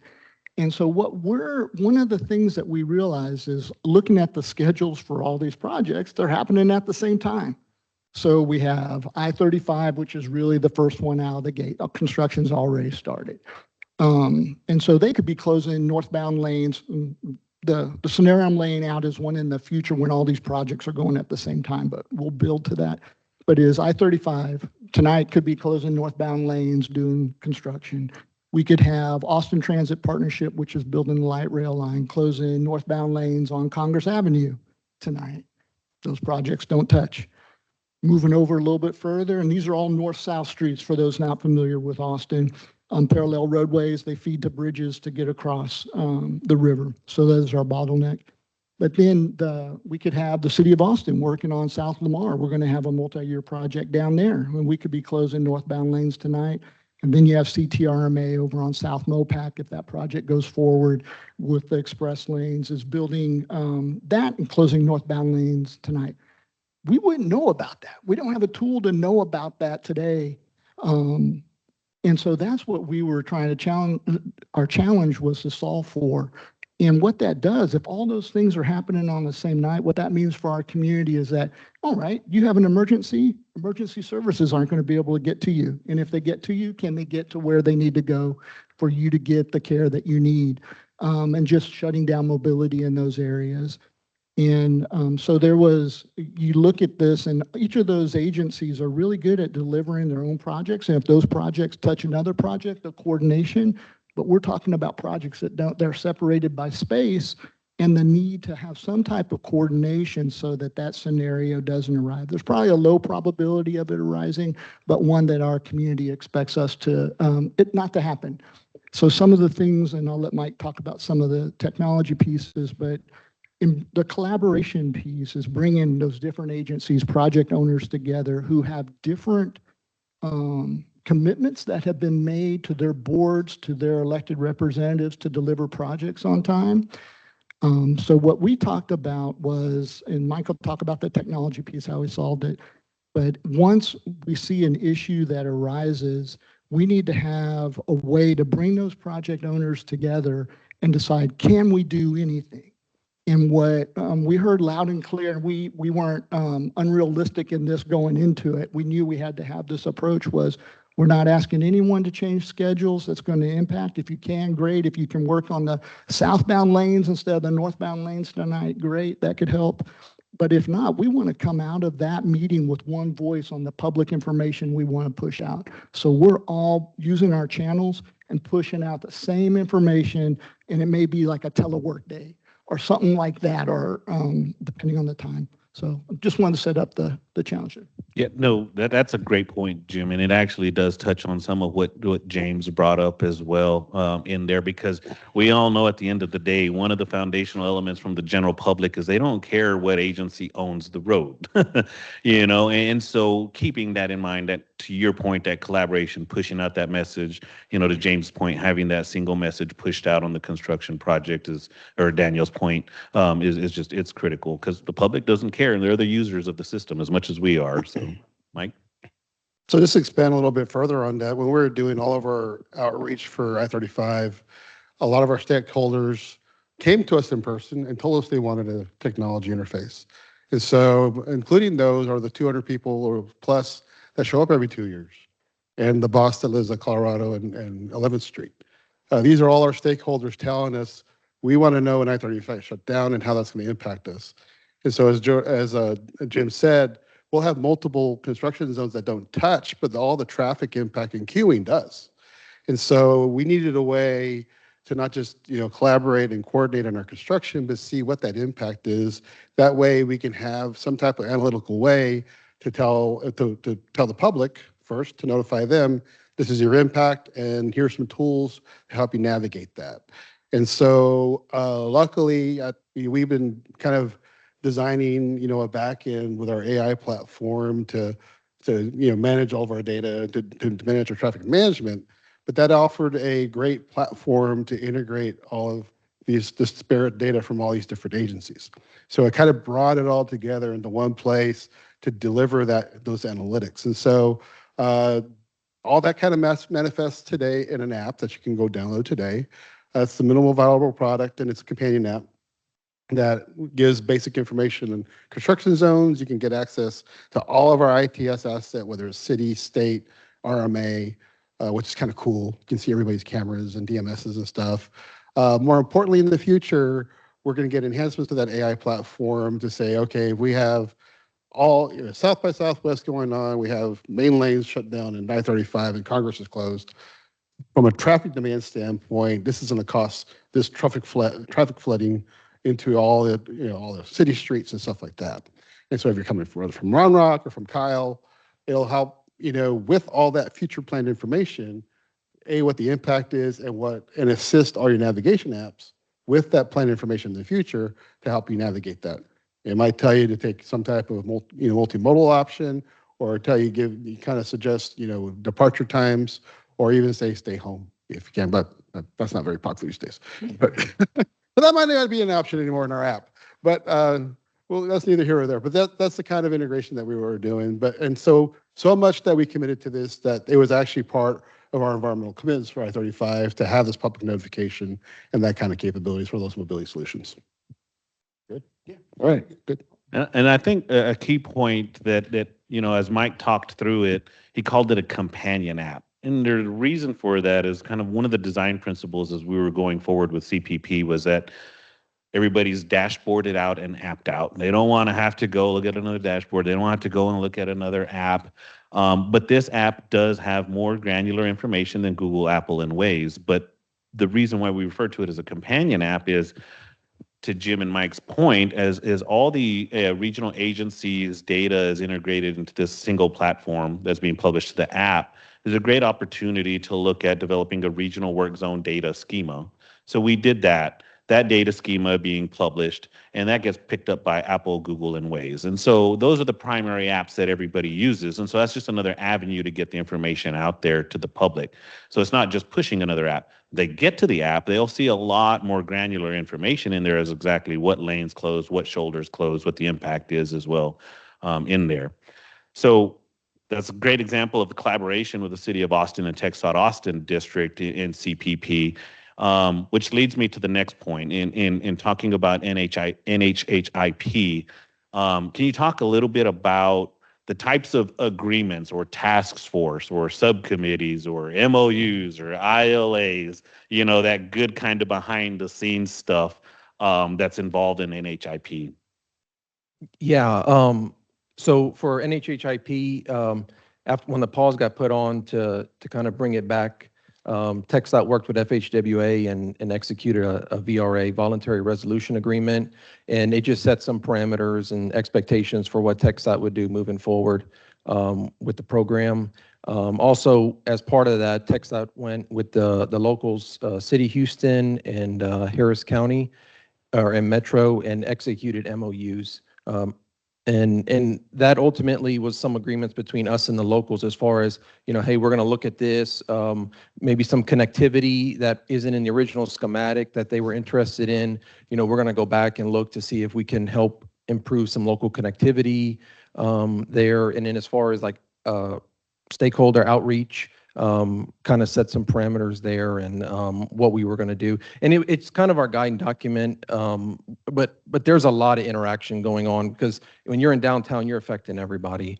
From the local street network, especially on the east side by George R. Brown and Minute Maid, where we're going to depress and put the cap and cover there. I mean, there's going to be severing of road networks and major impacts to the sporting events there. So there's ongoing conversations monthly, weekly with them, and it's good because a lot of those, they hear from their local constituents and partners and stuff, and in these meetings we have with them, they're able to relay that to us, and TxDOT's able to make adjustments or pivot to help ease some of those concerns and work with them to help make the project better and ultimately get a more positive out from the public on the project. Yeah, thanks, James. Or Daniel, sorry. James, I was going to you next, had you on my mind, but from a Paris district perspective, are there some uniqueness in regards to how the partnerships are structured out there, or are y'all still following with MOUs as well, or a VRA, or what's kind of the processes from your perspective? Basically for us, it's just a sit down meeting. We know who the stakeholders are. We know what the needs are in the area.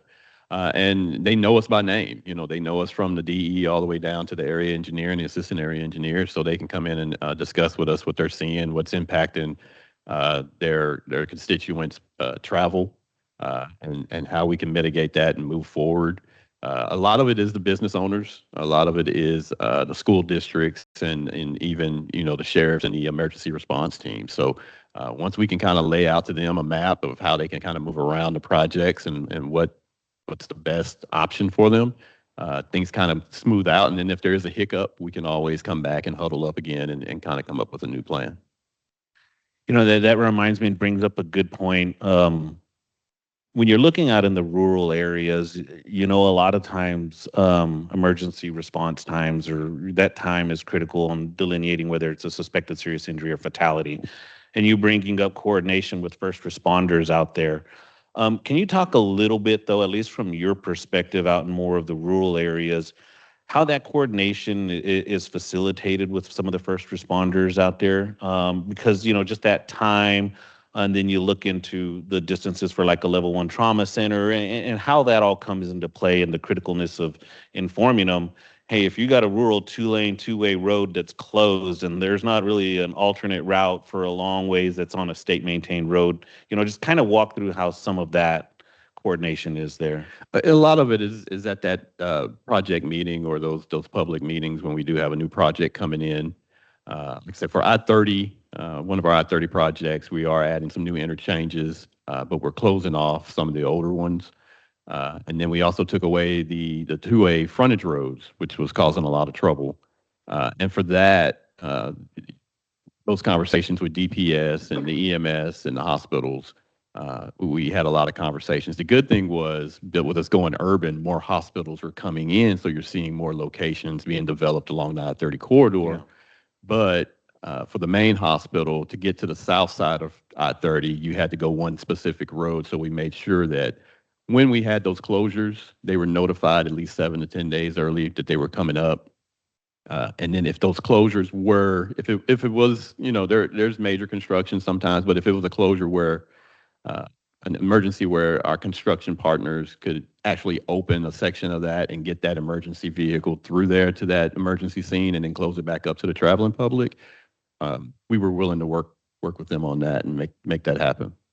So thank you. And are y'all utilizing smart work zones in some of the rural projects? Not yet, but we are looking to bring those in, especially on our western counties. And that's kind of where we're seeing more of the traffic build up and more of the accidents and incidents. So with those smart work zones, it'll be more beneficial for those counties. Yeah, and I mean, it could be an opportunity once that smart work zone's established, even sharing that data feed with some of the first responders, so they'll even have some of that real-time information as well out in the rural area. So I know this is going to be a favorite topic for City of Austin and TxDOT because they're so amenable and agreeable to everything with each other. But if y'all could talk a little bit about some of the MOUs and ILAs and the committee, and just even, I guess, how CPP started for this area and that partnership in there. And I will say, when we say CPP, it stands for Central Texas Construction Partnership Program. So, Jim.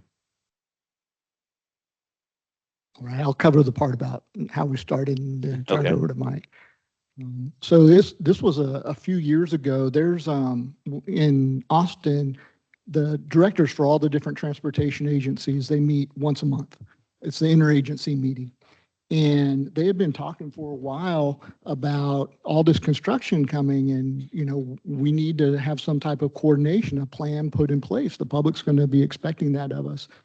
And so we ended, so we got direction from those executives to develop a plan of how would we address this coming, the coordination. And one of the basic fundamental elements that we're doing is a lane closure database where everyone puts their lane closures into the same database. We know, hopefully, we'd love it have 7 days in advance, but it may only be maybe measured in hours, but hopefully a couple of days advance notice to where we can do the coordination is what we proposed back to the executive committee of those executives. And then we went through a deep dive. They wanted to have a little bit more of a deep dive on what does this mean? Because everyone there knew that, hey, there's going to be a cost associated with this for the different, we have 4 basic elements of the CPP that we're going to have to contribute costs. So what is it that we're doing? So we did a deep dive for a few of their meetings, presented cost information, failed at that miserably. But gave us, but it very great, got a lot of grace from the group there. And we came back and working with TxDOT and y'all came up with a great way to split the costs. And hopefully you all get a chance to talk about that because I think that we'll see how that moves forward when we get signatures on things. But at least that's the background. That's where we started a few years ago, been in the making, team effort across the agencies, working to develop the plan, and now we're in implementation. And things have gone really fast, especially with the app development and deployment. Yeah. Very impressed with how that's going. It has been amazing what we've been able to accomplish in a year in there. And it's interesting because when you think about a interlocal agency agreement or an agreement, you get to the financial aspects of it. That's where you anticipate the most pushback or comments. And in this case, to Jim's point, that's probably been one of the areas we've had the least amount of comments on in there. We were able to come up with a good regional cost sharing formula in there. And Jim talked about the inception of it, but Mike, you know, once we came along and started working together, the MOU, I think, set the foundation as well. If you want to talk a little bit about details on that and just kind of overall how CPP is kind of structured as a group. And so what's funny is the technology part was easy. You know, everybody at the workshops had lots of input and there's dots and post-its everywhere and it was very collaborative. But I knew that the governance was going to be the one thing that's going to really be what makes or breaks it. And so this is kind of a dose of reality. We're very fortunate in the political atmosphere that we have. I think it's probably the most collaborative, most coordinated, era we've had between our 2 agencies and as a region. And it's a really great time. People like Jim are in place and Kurt, and a lot of folks. So a lot of things happened well politically and from a governance standpoint, really set the stage for this. So that's kind of what made everything go so well. But the ILA language, we really worked as hard on it as we did the technology side. And so I think it was very collaborative. We understood where each other stood. In partnership, my philosophy is whatever Jim's challenges are my challenges and vice versa. And so, we all kind of laid out like, okay, our administration would approve this or would not approve this. And so we would become each other's, champions and salesmen for each other, and we would talk up the chain. And once our executive committee got together, they were very informed. Tucker knew exactly what to say and what to agree with, and he knew exactly what was going to happen. So one thing that really helps put it all together is our executive committee. And so they do everything from choose a color scheme on the app to agreeing on the cost sharing side. So they provide that upper level at management that really kind of glues everything together while me and Jim are in the workshops dreaming a dream, And but luckily we had a lot of people experience with ILAs. And so this is probably the most agencies and comprehensive ILA in my experience that we put together. Typically ILAs are between 2 agencies. You're talking about 6, and to get 6 agencies to agree was a minor miracle, and do it within a year and deliver an app within a year. So miracles happen, people. Keep on believing.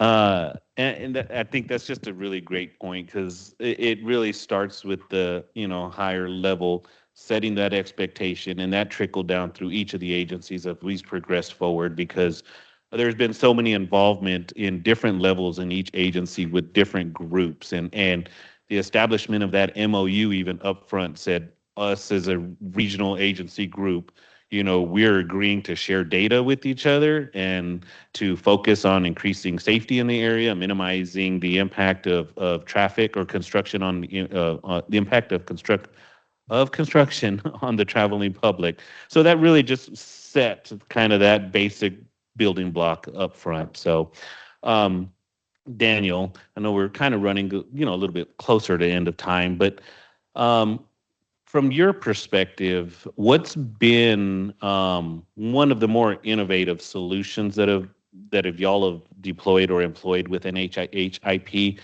that in your mind has provided the best bang for your buck for the safety for our inspectors and for the contracting staff?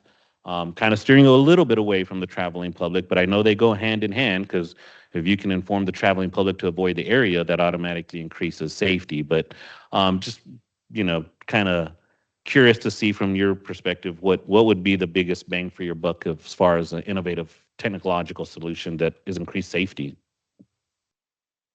Yeah, so like I said, the easiest thing is just to shut things down, but like in downtown, it's pretty tough with the volumes you're dealing with. I mean, you could do it. You just wouldn't want to deal with the fallout. Yeah, and some of the detour routes are pretty rough around town and stuff. But yeah, I mean, the one of the tough things about working in a highly urban area is just the congested workspaces. There's not a lot of room, and there's a lot of big equipment that got to go in a small space. And so there are times that we have to shut the freeways down, or either try to sacrifice. The public may be impacted, but the worker safety is paramount. So we're not going to put our workers in any situation that could be questionable. But I mean, as far as that, I would say, we have a platform. I know our PIO group uses a program called Epitome, is what they said. And it's where we do a lot of our stakeholder coordination through there and push it out. And as far as like lane closures, we do a lot of graphical detour routes. Some of the major closures will put some graphics together and push that out. And and we'll work with our creative services group to push a lot of that out to the project website, just to get those messages out to the public, and like I said, try to avoid the area if they can.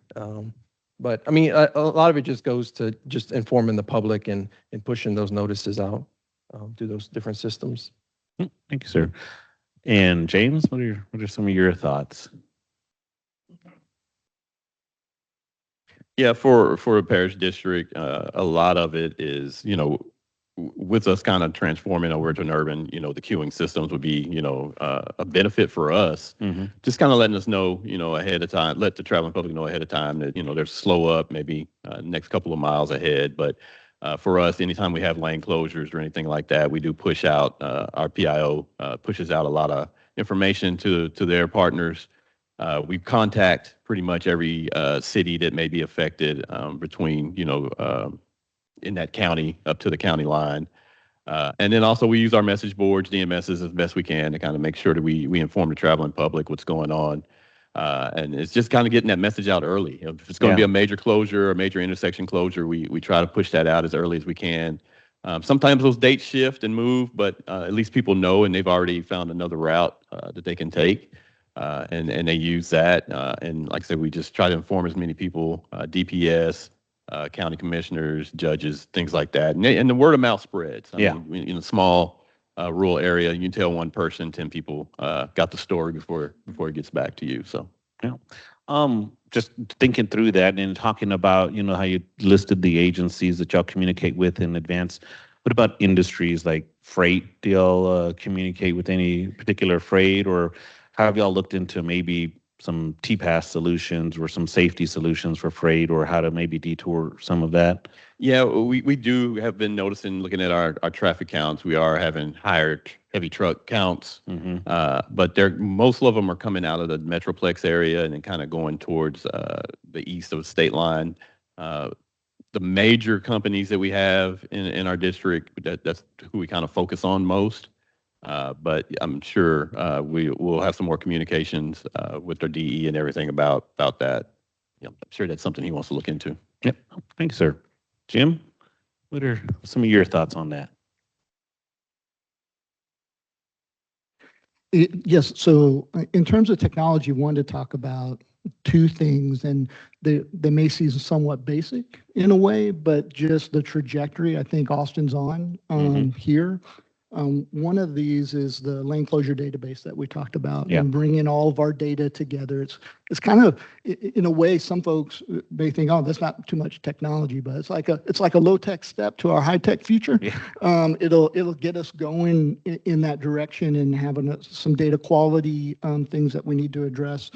But I think that that's going to be a big step forward in really trying to operate the system as one system and not these disparate systems operated by different agencies. And so that's going to help move in that direction. And so really excited about that. And just the challenge that we're trying to address in that to share is like the city, and probably most cities are like this, is when we allow someone to close a lane or close a road, they have a window of time. And when they really actually close it, it's going to be less than that usually, but we don't know. We have over 3,500 active permits in Austin for folks to work in the right of way on any given day. And so part of our challenge is to how do we get the information we need? All this information is now going into the database, but how do we now work to narrow that into what's really critical that we need to get in there that could impact the kind of sub-area mobility? The second thing, and Mike has talked about this often, and about this trajectory that we're on, is a regional transportation management center. We each have our own management centers. CTRMA has one, TxDOT has one, the city has one.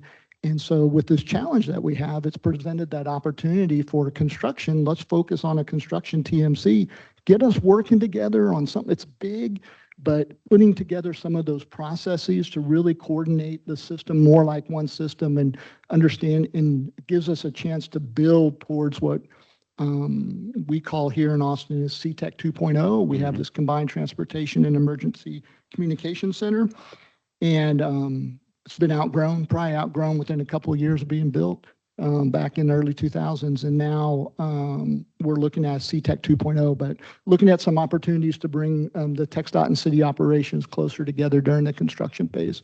Yeah. You know, and it's one of the things I found the most interesting that you mentioned is, you know, it's not like necessarily an innovative technology, but you mentioned each of the agencies having their own ITS system. So through the app, we're taking in all the ITS CCTV cameras and DMS message boards from CTRMA, City of Austin, and TxDOT, all in one location for the traveling public to see.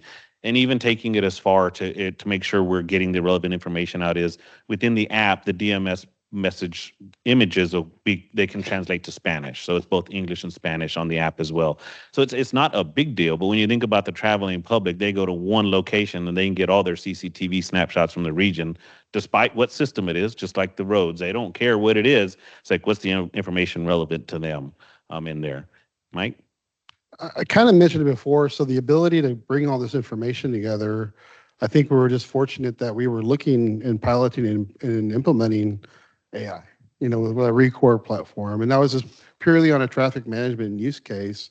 But what it did provide is that ability to integrate all and ingest all that data from all these different agencies. So without that, we wouldn't have this seamless sharing of data. What that does, though, and Jim was hinting towards it, it gives us the architecture and the operational concepts to scale that for the whole region, and it started incorporating multiple cities and counties. And so our goal ultimately with our partners with Campo is to incorporate every municipality and county in an overall regional traffic management center, traffic management system, using this type of architecture. So that's kind of the scaled future outlook of what we're doing in a smaller scale, if you want to call this a smaller scale. The biggest, most complicated pilot ever. And so, but the other thing I want to hint towards is, so we talked about the TMC and the shared TMC. That goes towards an eventual Central Texas traffic management system. But another unique thing is we're going to have to operate this every day. And so part of that TMC, and we're looking at, edge computing and signalized intersection technologies, because whether you like it or not, we're going to have to upload and download downtown every day. And if we can do it in a very efficient, coordinated way and leverage technology at every intersection, at every conflict point, offloading and uploading, of course, right down the arteries at 35, but all the systems, on the east or west of it, that's going to be, I call it, we have a dashboard in the background. And so it's about a level of service. I call it the I-35 misery index. And so fortunately, our bar is really low right now. So as long as we just do better than that, we're good. But I think these are the types of things that's our next step, is to see how we can leverage technology to make those intersections more efficient as we upload and download downtown. Yeah, and I think an important part of that is, and we talked about even earlier on the timing of some of these larger construction projects, and that the mobility app, the data exchange platform, some of the other tools are in the MVP status. You also talked, Mike, about the utilization of like adaptive and reactive signals and how that works. So with the other things that I think is an interesting point and a good point of what y'all have been doing here is y'all are testing these out before these goes into the major construction, a year from now. So like in Jim's group, the city of Austin, they're testing out in corridors here in Austin for adaptive and reactive signals and how that interacts with the signal systems here as well. And they're testing that now while these other items are going on. So that a lot of these will be more fleshed out when the big time construction hits. So I'm going to ask another question of y'all, and then after that, we're going to break it up into some Q&A from the audience. But so we got a couple minutes, so just kind of short questions. And I can guarantee you this is probably going to be the time you see all the consultants taking notes. So what, in your perspective, Daniel, is the one thing that you don't have that you would like to have to help you for NHHIP? And the reason why I ask that is so we all know how fast technology changes. And a lot of times, technological vendors might sell you something that doesn't directly apply to the use case of what your need is. So I think, just the industry really seeing what y'all's need is and helping them direct them towards fulfilling those is just, a good way to look at it. Yeah, I mean, dream the dream. Well, the hard part is, the NHHIP program is going to go for years. Yeah. So what we're doing now, some of these projects have a completion date in the late 2030s. So I'm sure technology will change or things will come up that somewhere through as we deliver the program, we'll have to adapt to newer technology or implement some of that, or maybe upgrade as we go along. So just being adaptive as we go along and staying in touch with what the latest technology is, and just trying to stay up front with it, so we can implement it as we go along and deliver all of these subsegments of the whole system, I would say. Yeah, it's a great point. You got to be agile, and because it's changing so quickly, you don't want to pigeonhole yourself in a solution that is antiquated in a year. Mm-hmm. So that's a great point. James, what's the one thing you don't have that you would love to have to help you out on your projects? Yeah, for us, again, with the changing of those two-way frontage roads to one-way. We've seen a lot of crashes occur during our construction. So probably wrong-way driver detection system, and also the queuing system to just, let us know where the traffic's doing and when it's backing up. We got a good experience through the winter storm Uri. We realized that we needed more cameras, so we are getting more cameras put up to be able to identify where some of the traffic backups are. But that wrong way driving detection system would probably be the most beneficial for us right now. Yeah, yeah. For the longest time, San Antonio district here was really proactive at pushing a lot of that. And I think the benefits of that is they were really able to quantify the benefits of a system and tie it directly to reductions in fatalities. And so kudos to John out here on that. Jim, what's the one thing that you would like to have to really help out with the construction projects in this area? Just better information about lane closures, planned lane closures, and even active ones. But a lot of the navigation tools already pick up on the active ones, but just better information about planned lane closures would help out quite a bit. Yep. Mike? Kind of like I said, I think I have every confidence in all the technologies to advance and evolve. The one thing that needs to advance and evolve is our ability to deliver it. We're trying to deliver unconventional systems with conventional systems.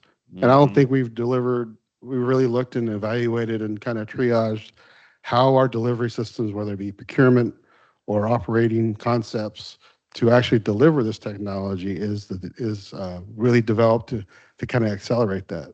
I'll also put a pitch in for a regional project and create an environment that we can evaluate quickly and accurately by third parties so that we're not doing it on our roadway system. Yeah. It's a little place called Texas Smart Track. That gives us the ability to evaluate these products and these technologies, whether software, data, hardware, in an environment that is simulated to where we can do it safely and quickly, and then that way we can implement it that much faster. So still on the delivery side. All right, thank you. I think we can open it up to some Q&A for those that might have some questions. Steal the mic. I can help facilitate. Max.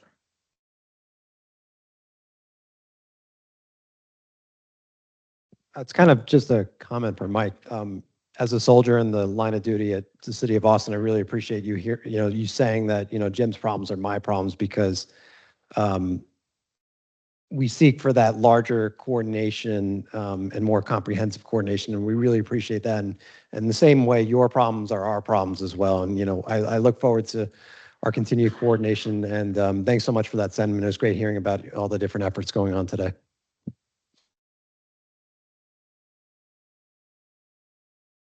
Can you hear me? Okay. George, I think you mentioned this early on, or at least I'll attribute it to you. You mentioned Google and some of these other apps. I think most of the traveling public, doesn't take the time to go look on a website to plan their route. They just grab their phone and program in where they're going. How do we make sure that we've got that communication with these different commercial entities that do the mapping to be able to capture these projects more or less in real time, to be able to know when to avoid certain areas?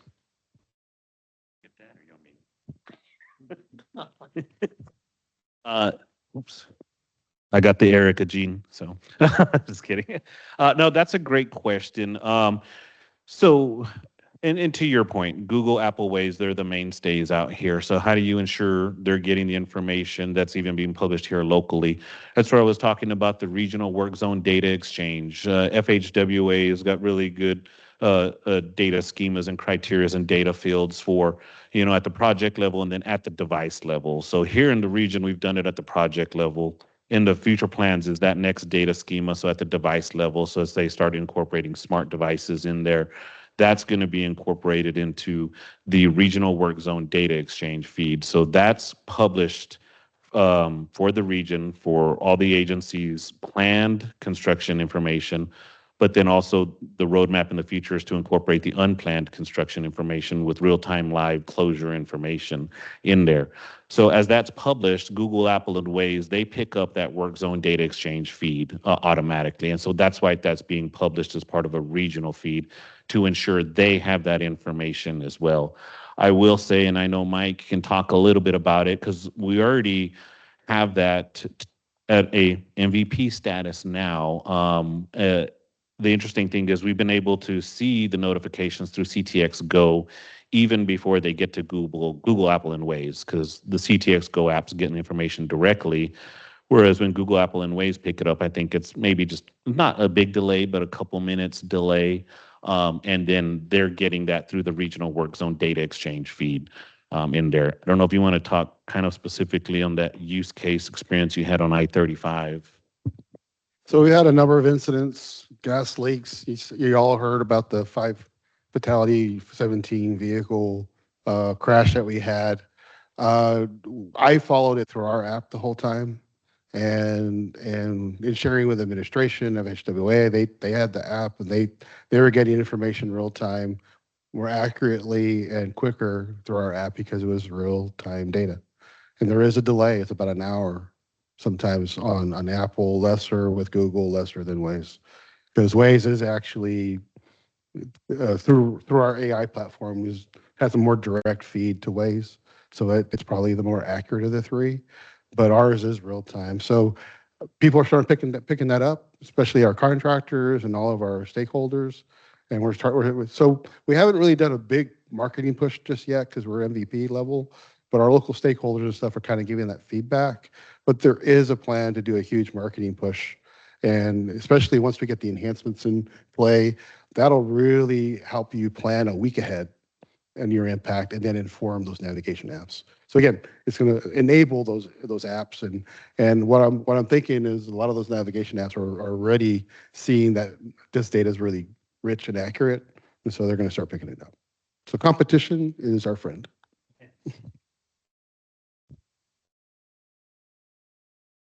Hello. Yeah, I actually have 3 questions.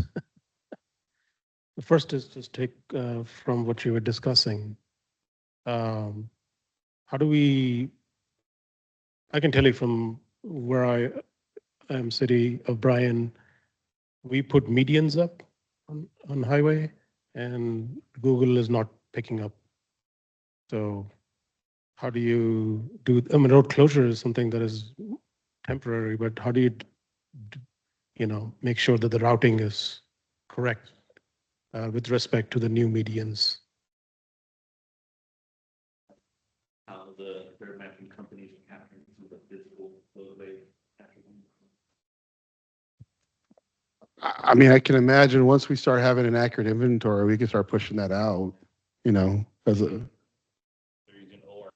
Yeah, yeah.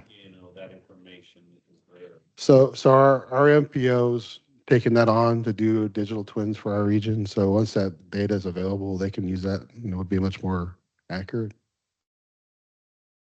Okay.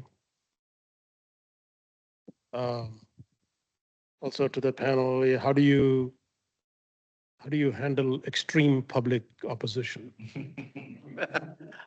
Daniel? We probably had the least amount of NHHF, right? Everybody was for it. Yeah, that project's encountered a lot of negative publicity, I guess you'd say. I know our PIO group has tried to be as reactive, as proactive as possible. Usually when those negative things get out there, it's kind of hard. You're kind of playing defense and trying to chase it and stop it. So I know our PIO group has been intentional about the messaging they put out, where they put it out, and just trying to stay ahead of some of it. We're not ahead of all of it, but I think the more proactive you are, you can try to minimize it to some extent. I don't think you'll eliminate it, but just trying to be as proactive as possible and working with the locals. We can message as much as we can, but also getting the locals, our stakeholders in the area to push out, positive reinforcement for the project through our, local elected officials, and that just everybody working to message. And so we have meetings with some of those groups and trying to push that positive message and work with them to try to get it out to the citizens in the area. Okay, last question is, is there a mechanism to deal with one agency having to finish up another's construction. So, as far as like the issues with column where there's been an instance of riots where one agency has to finish another agency's construction. No, those are two different jurisdictions. So you're talking about off-system and non-system I can projects? give you an example. We take a signal over from TxDOT. I mean, nothing personal, but then, so, the pedestrian crosswalks have been put in, but the signal heads have not been put in. So that creates a public hazard that we are responsible for as a city. But then we just spent like $50,000 to install that. How do we just send you a check? I mean, a bill, invoice, or? Send a bill. But is there a mechanism that we can somehow agree that, okay, you guys forgot to do this? And can we send? Yeah, Is there recourse? Sitting from the city side, we've similar challenges on some of those projects as the contractors wrapping up and some of the punch list items haven't been taken care of. But we haven't experienced, I don't know if we've experienced this more recently. In the past we have, but it's just a closer coordination and working with the TxDOT, in our case, the Austin district, on, hey, here's the challenges we're seeing. And so that the next time when those projects come up is trying to minimize that from happening and just having a good relationships. Sometimes we get at the city, we get called in at the end to do the inspection and there's already a schedule to turn on the signal that's been published. And so that's, of course, the challenge there. But like Mike, and I think what we've tried to demonstrate here and in other venues is just that close coordination and working relationship where, all right, if it's like Mike said, I love this line and I always give him credit for it, is what's Jim's problem is my problem. And that's truly what the relationships that we've been building with the state, to where we can pick up the phone and address that issue. As far as if you have to go and build it and then all right, how do you get compensated for that? I'd have to look to see what exactly we've done on our side with that. But again, it gets back to those relationships and working through those challenges. If it happens once, just at least working to put processes in place to avoid it from happening again.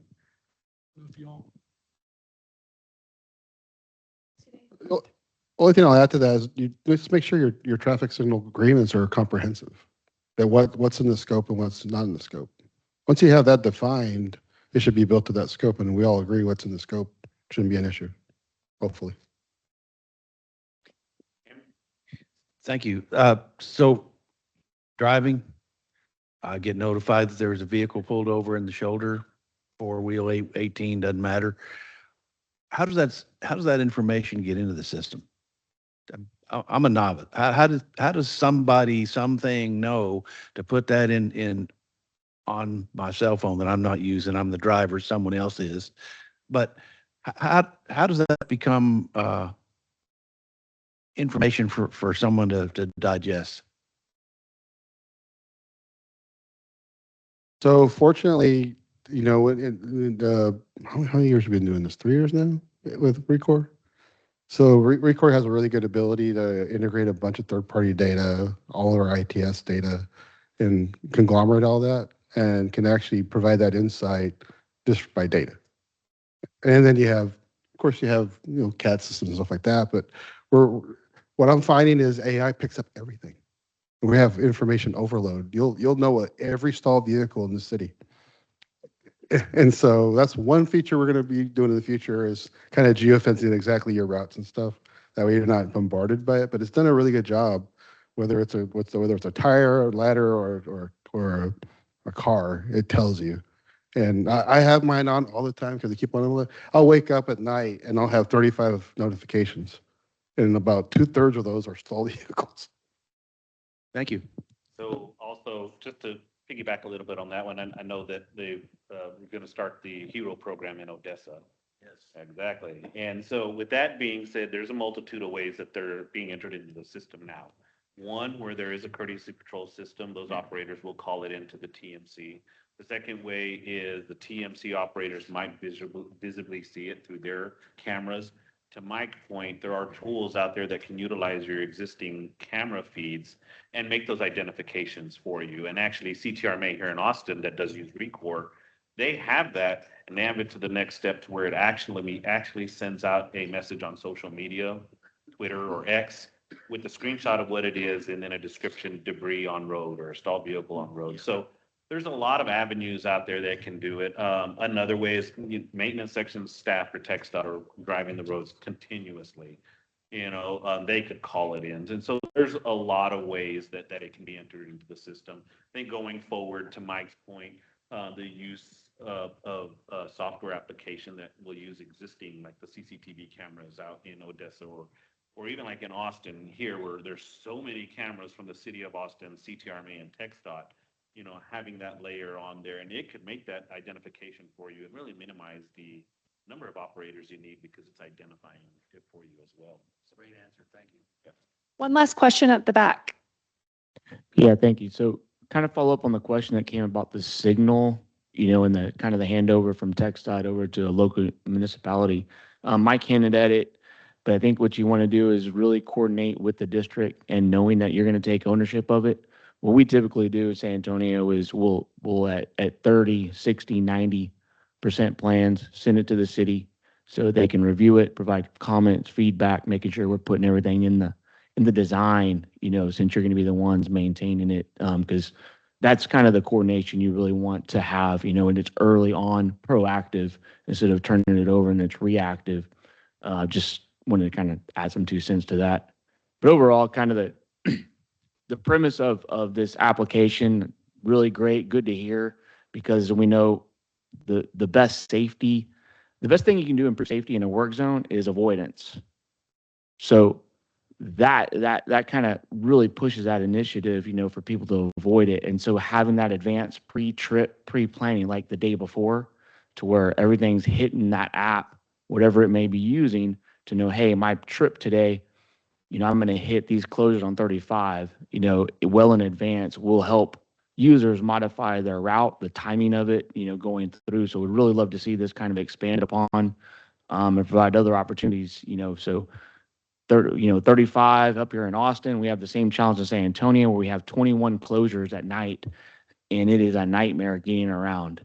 And so that's the feedback that we continually get, is that give us advance notice, but when you look at 21 closures, try to explain it, there's no real good way. And that app is the instant feedback, for pre-planning. So really think that's a really cool thing that y'all are doing, working in that direction. We'd love to in San Antonio. So hats off to y'all for at least taking that step.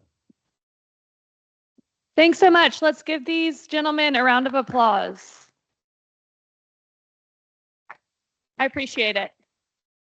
Thank y'all. We will transition now to closing remarks and some closeout housekeeping stuff. Thank y'all so much for sharing your perspectives. I think there's a lot to learn here. It's great to hear that San Antonio is interested in this work. I think there's overlap with some of the earlier presentations related to communication, public outreach, how emerging technology and data tools can serve this sort of safety and mobility goal. I will invite Erica and Darren, if desired, to give some closing remarks.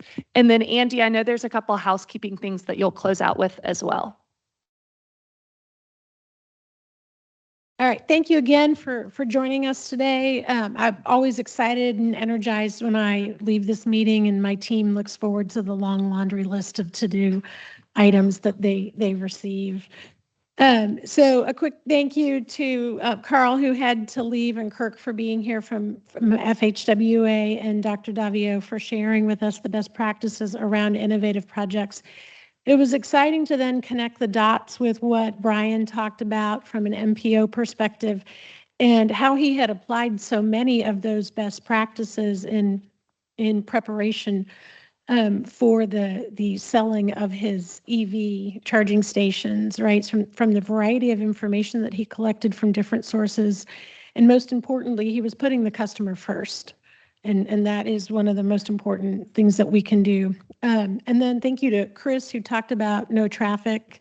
again, using such a variety of different data sources. I'm real interested in watching to see what the red light runners, the number of them are, because I'm personally seeing a lot more of them out there, and was not in a Texas city recently and watched one of those double metro buses blatantly run a red light, and we all sat in the car going, because it was pretty scary. Again, was not a Texas city, so some of you may know where I was, but I won't share. But I do think that's real interesting, and I love the fact that you're drilling down on that data to get to the root cause and then developing your mitigation strategies against those individual root causes. I do want to add that thank you to the panel that was just up here, and George for leading the panel.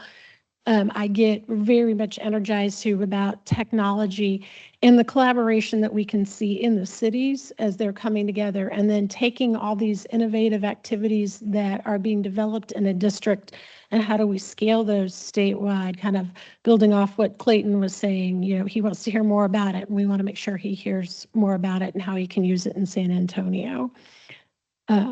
With that, I'm just going to do one last shameless plug for the Innovation Invitational in June. Please register for those opportunities. Looks like Anna's going to back me up on this, but we're really, really excited. We already have more than 40 posters identified from the TxDOT districts that will be participating in a couple of divisions that have asked for it. So that was our big add-on this year to the Tech Day. If you're not familiar with the Fort Worth area, it is the home to Alliance, Texas, where there's a lot of automation already going on, but also to our AV freight companies. So we are going to push for them to come and show off their trucks for you as well. I can't guarantee that they will be there. But if you were not able to be here for our industry day most recently here at TxDOT, Tesla did come bring their AV vehicles for us to look at. So maybe we can talk them into being there as well. With that, again, I'm going to cover for Darren and I. So I will turn it back over to Anna and Andy for closing remarks. Okay, make sure yes, you can hear me. Okay, I think we got one or two more slides just for a couple housekeeping things. We want to keep you all involved going forward. So Erica just mentioned, I know we've talked about it a lot today, the Innovation Invitational.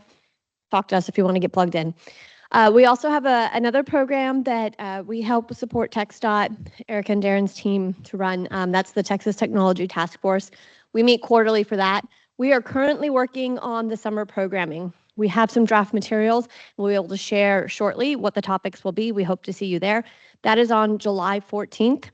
And then the next day, these are coordinated on purpose, there's going to be a Connected and Automated Vehicle Task Force meeting on July 15th. So we hope to see you all at both of those. And if you have any questions about how to follow those programs, please reach out to either CTR or the TxDOT team and we'll get you plugged in. And then the last thing is we would like feedback. So please, before you leave, scan this QR code, give us feedback. And then that last item, if you did not sign in on your way in, please do so on the way out so we can have a record of you being here and we have your information in case you want to be contacted in the future. And I think with that, that's all the housekeeping and we can close out for today. Thank you for being here.